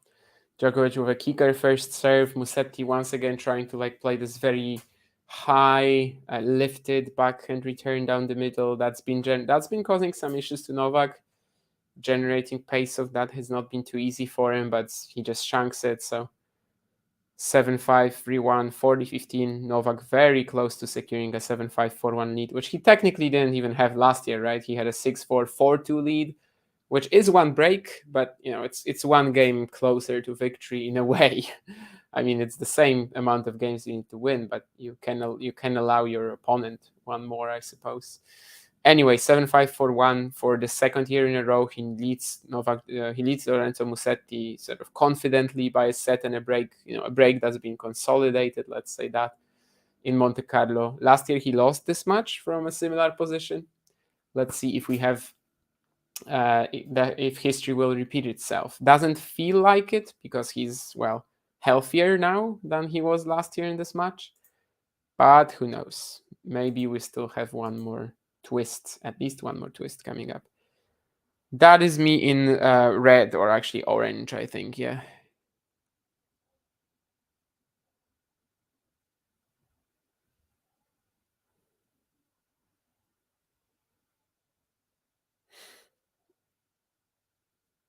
Musetti Shelton Miami, yeah, sure. That was some special shot making, absolutely, for the whole duration of it. Was it just 2 sets? I think it was just 2 sets, right? But I think that was a pretty good match, yeah. And I appreciate your comment as well about the Italians' tactical intelligence. And I was mentioning that at the beginning that Miami, Indian Wells, both of these tournaments, they actually were pretty strong for Musetti, despite them being sort of not his favorite conditions, maybe. But he showed some tennis that sort of told us, okay, in the clay swing, he'll probably be fine. He was really counter-punching in a pretty active manner, lots of variety, lots of the hand skills that make him such a good player. But today, after this first 6 games, he has not been able to keep up that extremely high standard that he started the match with or on. Let's see if something changes now, if something shakes up from him as he is serving at 1-4 down. And if we said that the previous game was crucial, this is just a must win for Lorenzo. And it doesn't start in the best way because once again, Djokovic just finds the baseline with the return. Musetti a little irritated about the bounce, but even if it bounced correctly, would it be easy for you to grab it?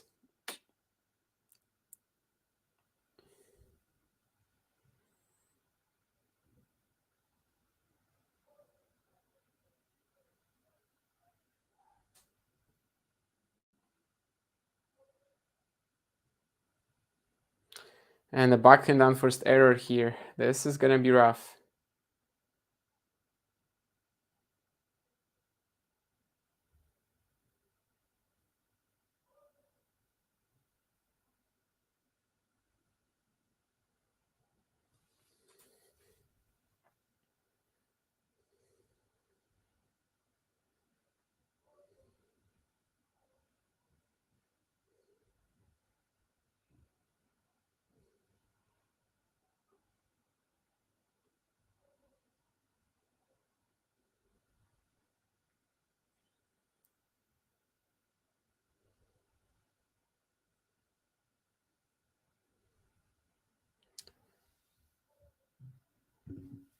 Clutch here from Musetti for sure. Love 30 down. He manages to direct a couple of forehands around the court, just spreads it well. Djokovic eventually missing this backhand on the run. But it's still 15-30, and things are quite dire for him at the moment.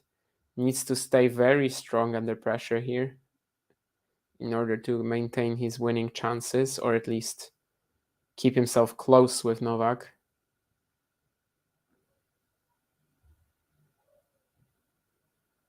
That's a huge forehand down the line from Djokovic. Slice approach, but Musetti will be able to find the pass. The slice definitely kind of died in that, it didn't die as in it didn't bounce, but all the impact of it really, after it touched the court, it just really stood up there for Musetti, and you could see it in how much advantage he had in terms of the timing as well. Like Djokovic was at the net, but he already made his guess, 10 seconds before Musetti hit that pass. But still a beautiful trajectory, still a beautiful banana angle from the Italian. So we are at 30 all. He's almost out of trouble, but of course not yet. A bit more air on the backhands here. He's not willing to switch down the line though. But eventually all of these heavy topspin shots do put Novak into trouble. So 40-30, he's had a few very nice points here, Musetti. And he might just get the reward in terms of getting back to 2-4. When it comes to points won over 9 shots in the opening set, Musetti led 9-5. In this set, it's 7-2 Novak. I mean, obviously the previous one was won by Novak, but it was won by Musetti. But even if it's not a major aspect of the match, since the longer rallies rarely are, it does kind of show you that in the second set, the consistency of Djokovic has been significantly higher. First few games, we definitely had this breakdown where Djokovic was mostly winning easy points on his serve. Like he was just, blasting the serve, getting the +1 forehand into the other corner. Or, I don't know, just wrapping up a lot of serve points in 3-4 shots.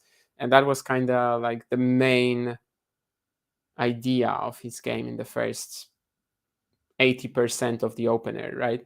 But right now we have a complete switch up. Like right now, even when the point is longer, Djokovic is dominating it really. Whereas in the first set, most of the time he was really losing them. Any like extended exchange with Musetti, who was very comfortable responding to his pace and then finding his own opportunity to strike. He's now like neither this comfortable just neutralizing the Djokovic attacks, but also when he gets an opportunity to pounce, I don't feel like it's doing that much damage, which likely is just Novak getting into better rhythm, both movement wise, but also just comfort level hitting the ball.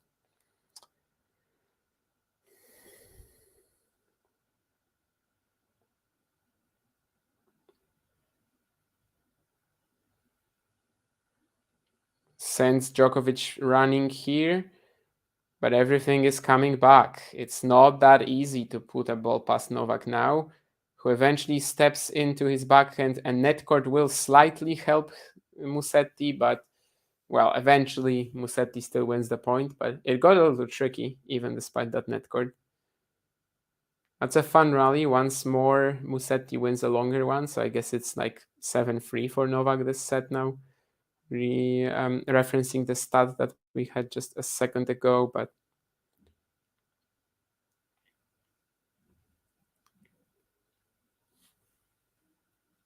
it's not a very tough pass in the end from Musetti, but I guess it was slightly tricky given he was pretty much, well, with his back to the net, or like in the process of turning around essentially when hitting it.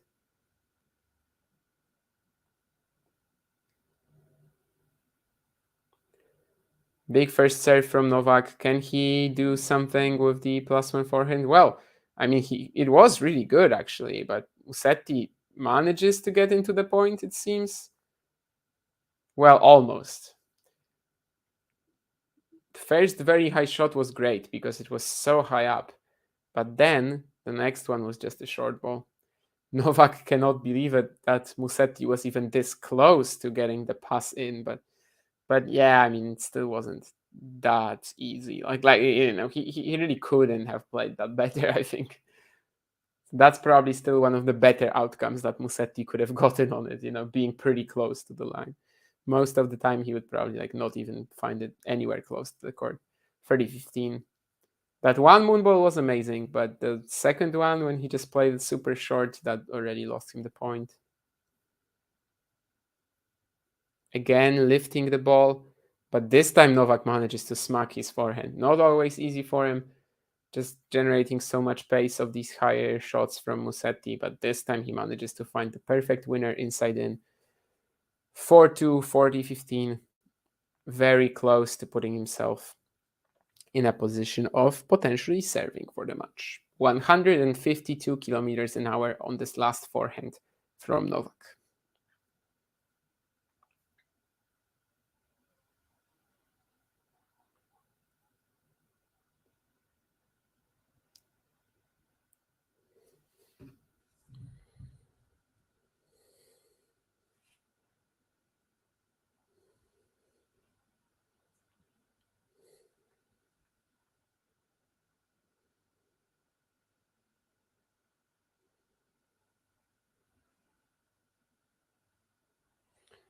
Once again, he just tries to go for a massive +1 winner, this time sort of stretched to his forehand corner. I mean, of course, credit to Musetti for getting Djokovic into that position where he had to make a choice. Took the risky one, doesn't pay off, but it's still 40-30. With this match already over an hour and 45 minutes.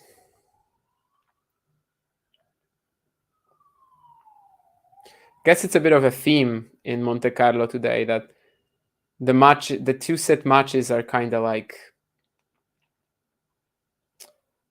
almost as long as 3-set matches. By the way, what an insane one here again. Musetti just throwing a very high return. It's not even deep. But Djokovic kind of plays it, I mean, conventionally, I would say. And Musetti on the run is able to produce another pass. And Djokovic is kind of standing there. Can't believe it. I don't know if it's more about the Lorenzo shot or if it's more sort of a critique of his direction with the forehand. But anyway, we are at deuce after an insane point from Musetti. Who knows? Maybe he can still make this tricky. Is that in though? I think it is. Some wonderful angles from both guys here. Musetti goes backhand cross and Djokovic can't find the down the line shot. So it's going to be a breakpoint for the Italian suddenly. I mean, completely out of nowhere.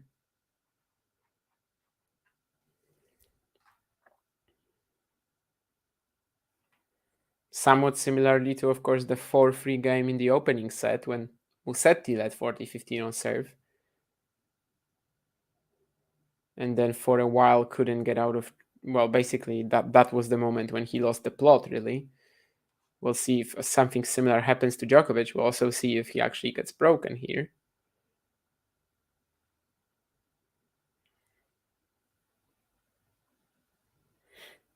But it does feel like Musetti is introducing a fair bit more variety, especially in terms of the height of the ball right now. And it's been enough to throw off Novak a little bit at least.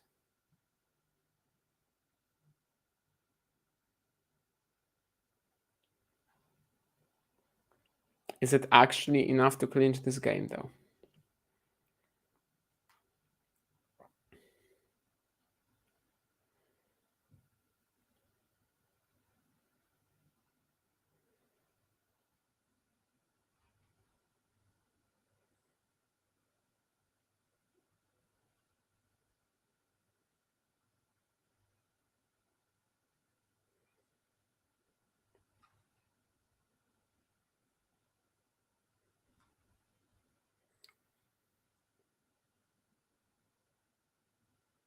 Very short slice from Musetti, and he's gonna win the point on the back of it. He says sorry as well. When he was hitting it, I was thinking, okay, this is not clearing the net, but in fact it did. Novak had to go forward, but he also lost his balance completely, lost his footing, and Musetti just passes him with the backhand. So 7-5 4-3. Maybe this is the start of yet another comeback for Musetti over Djokovic in Monte Carlo. Who knows? The opening is suddenly there.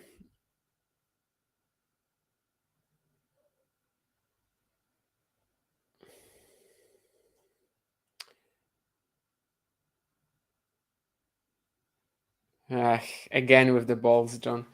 Maybe we need to play on grass and hard. Yeah, I mean, we should definitely play on every surface available. I'd like my chances on something faster, probably a bit more, but we'll see. Or if we ever get a chance, rather. Why does Djokovic always feel so inevitable? He's unflappable.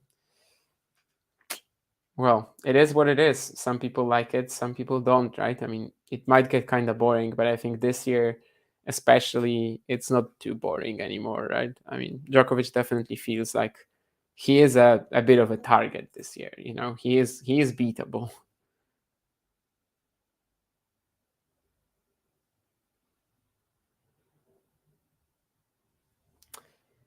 Do you feel like Tsitsipas is the only player who can stop Sinner? No, I feel like Tsitsipas cannot stop Sinner. Maybe a peak performance from Rune on clay could stop Sinner. I don't know if it's actually doable at this time.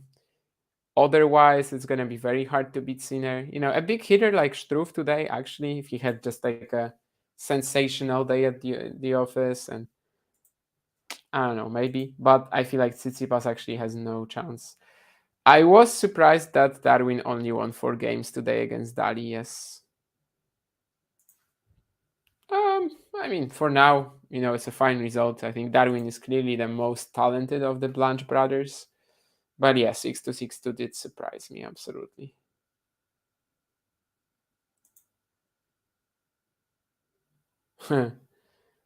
Charles Darwin and Salvatore Dali.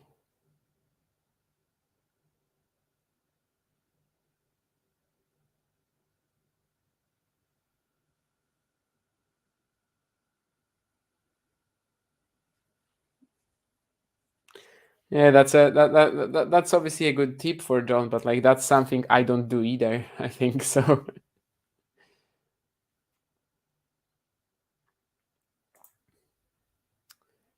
Haven't been able to watch the highlights that much here.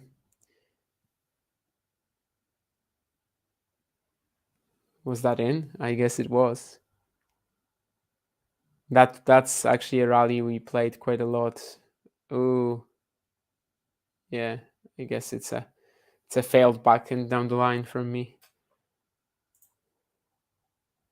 We've had that this match contained quite a few of these too. I was not feeling it too much on the down the line actually. But it was a match where I still played like 90% shots of my forehand probably, so not a big deal in the end. I did play like maybe one decent backhand line, I think, but it was more of a situational shot close to the net as well, so that kind of doesn't count. Anyway, 15-all.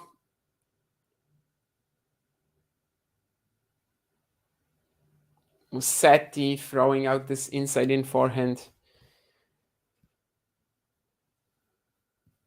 It's been a bit of an issue for him the last few games for sure. Maybe not the last one, of course, but when he's dictating, things aren't coming that easy, and eventually it's probably him that's going to make an error. Of course, when Novak was on serve, it was mostly Musetti reacting to the early aggression of the Serbian, and that's when he looked much better.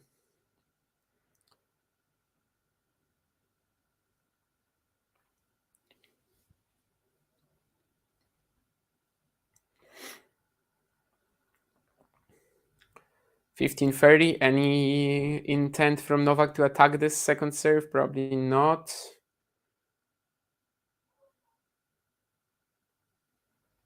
Musetti has him on the run, but it's a very tough smash that Novak forced him to play. This time he kind of takes a shot out of Musetti's playbook, you know? He can't really recover in any other way, so he just gets the ball as high up as he can, as deep as he can. Musetti goes for the smash, but you can already see when he's setting up for it that it's going to be rough. And it clips the nets only to fall out. So it's 2 breakpoints for Novak, who would serve for the match if he wins this game. What's going to be his strategy here? Ooh. Snappy counter from Musetti of the forehand. I think Novak probably slipped a little bit too, but partially that was because he just wasn't expecting that direction from Musetti. A pretty slow winner in the end, but again, like Novak was like kind of with his feet in the mud, so the speed didn't matter. 1 more breakpoint for Musetti to save. Think the serve is out. Yeah, it was on the line, but it was right behind the service box, I think. This time Novak goes for the return though, and he wins the point 7-5, 5-3. Suddenly stepping around his backhand, hitting this forehand inside in return, and claiming the point, and who knows, maybe the match along with it. Definitely quite surprising. I mean, all the energy he came in with here. Most of the time when he was aggressive on the second serve return, it was mostly on the backhand this match, but now he's just so energetic into that shot and manages to go for it, make it, and he's gonna be serving for the match 7-5, 5-3.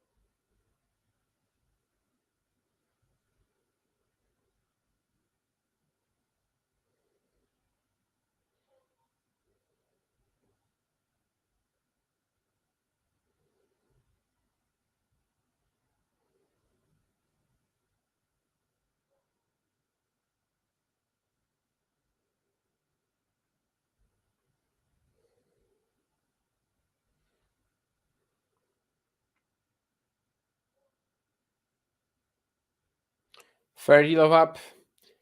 The higher return this time not doing too much damage. Djokovic simply crushing his +1.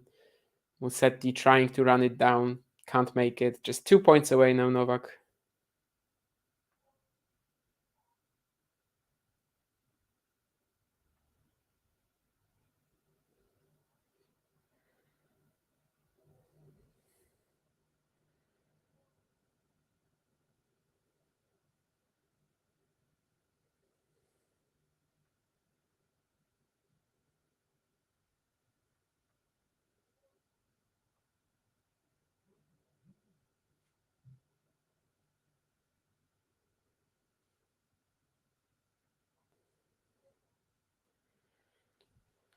All right, 3 match points. Novak Djokovic trying to make the Monte Carlo quarterfinals.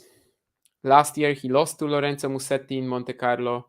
Will he be losing to Lorenzo Musetti in Monte Carlo in 2024? Likely not. However, this serve is not in. It's not an ace finish.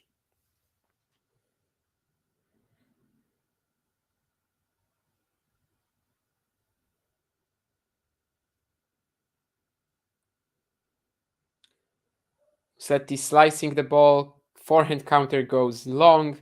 It's Novak Djokovic yet again in the Monte Carlo quarterfinals. Hasn't been the best tournament for him the last few years, but maybe this year will be something different. In fact, this is his first quarterfinal in Monte Carlo since 2019. The player who eliminated him back then, Daniil Medvedev, is not in the tournament anymore.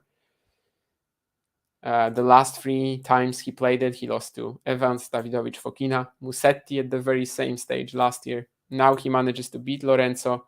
Eventually, it was a pretty nice performance, I think, in the end. But yeah, 7-5, 6-3. Musetti, amazing first 6 games, but that was kind of it. That was all he had today. And after that, Novak did play himself into really good rhythm too. Despite like Musetti throwing in all these loopier shots, trying to throw him off. But it was to no avail. John is on the stream. I see him now. I don't know if he's gonna just sit there or say something or whatever. He's just like waving. Nothing to say really. Yeah. Ghosty asking about my one-hander. Yes, indeed, it is a one-handed backhand. Were the courts nice where we played on? Absolutely. It was the courts of the Beijing King Cup this week. In Jamor. Look at you. Can you see yourself talking to the camera? I can see myself talking to the camera, yes. And pointing to your head. Nurlan says, Ghost you the way John hit the ball. Do you think the court speed would have made any difference? Obviously, Damian is more of a fast court player. Wow, Nurlan, thank you. But yeah, I mean, that's kind of what I think as well, that like maybe on a quicker court it would have been easier for me, but who knows. Demir needs to get Djokovic now before he's back in the swing of the play season. Sure, yeah. Madrid, Rome, he might have a worse chance. OJ Simpson has died, really? Apparently, yeah. So I've just seen OJ Simpson, yeah. Gotta watch some. What am I talking about? Oh Jesus! What were we referencing recently? There was a series, wasn't there, called "The People versus OJ Simpson"? Oh yeah, that thing too. But we were referencing OJ Simpson last week. Yeah. Naked Gun we were talking about. Yeah, gotta watch Naked Gun then in tribute to OJ Simpson. Yeah, that was when we didn't realize what OJ was all about. Let's say. All right. Well, you can go off and do your ping pong. If that's what you're doing, I presume at 5:30. No, that's my. I mean, 5:30. I have to leave, but the session doesn't start until 6:45. So it's actually gonna be quite a while. But that is cool. Indeed what I'm gonna be doing. Tomorrow, you guys are probably not gonna see me at all on the stream, but I will be back stronger. And enjoy the next streams with Kira, and then later on with Jerome and Nick. Hopefully by the time Jerome and we don't know what I haven't published anything yet for Jerome and Nick because we don't know what they're available from 8 p.m. Central European time. So whether they do a match or whether there will be something, like I'm pretty sure there will be something at that time. It might just be the finish of Hurkacz Ruud, for example, but there will be something. There will be something. If this had gone 3 and the next one went 3, who knows? They might even have caught the beginning of the match. They would have a full match. Yeah. But all right. Talking of full matches, there's the images on the screen. I saw. I thought I'd try and show some of that. But if you do want to obviously catch up with all of it, do make sure you become a member. And I've posted the link in the live chat to do so. But at some point there'll be some stuff emerging for everyone to preview. But there's some right now, as you can see. But there'll be plenty more in the coming days and weeks. And make sure you stay tuned for Struff against Sinner. Was that the one when you stopped serving for a moment because I was killing a mosquito on my leg? Oh, I didn't see that. I think It it was might like have been. 5 seconds ago. Oh, okay. I think it might have been that one. But honestly, I mean, I'm not sure, right? Oh, I don't think I This made is this. like as you said yesterday or said the other day, this is in the background. This particular court is in the background of some of the interviews I've been doing on the ground here as well. So if you check out those interviews, you'll see. I think they should retire this court, by the way. They should just never play on it again. Oh, by the way, I wanted to bring. I've got a tennis ball here, but not from our match. I've actually got a good tennis ball, a real one that actually bounces and stuff. But I've got one example of the tennis balls that we used, and if I'd had it yesterday with Clara Towson, I'd have said, Clara, what do you think of this tennis ball? Would you use it for a professional match? But I didn't have it with me, and I But must it's try not and a bring it professional tomorrow. match, John. We're not professionals. All right, I'll bring this on that bombshell. I'll bring this stream to an end. Let me see one point. Let me see one more point. You want to see one more point from us? Okay, Yeah. sure. I don't know what it is, but Well, we're not hemorrhaging viewers yet, so that's something. yeah, they clearly want to see it. Oh, it's kind of I like, can probably make. that's pretty. What's happening here? Oh, I dumped it. Okay. Never mind then. Let's not see anymore. Maybe this is that one horrible game. No, actually, I was on the other side for that one. But yeah. Don't forget 2-1 to me and 2 break points. Yeah. Oh, 2 break points as well. Okay. I think so. Well, I think it was 2-1, 15-40. It was definitely 2-1. That I can give you, and that was definitely horrible. They certainly either had a game point or a break point for 3-1. I'll see it at some point anyway. And clearly, these points that I'm watching right now, they're not too good. No, this could be the beginning of the second set. I'm not sure. All right. On that bombshell, as I said, we'll bring this to a close. So, everyone else, you know the drill. If you enjoyed this video, make sure you hit that like button. Don't forget to subscribe and click that notification bell so you don't miss out on all things tennis.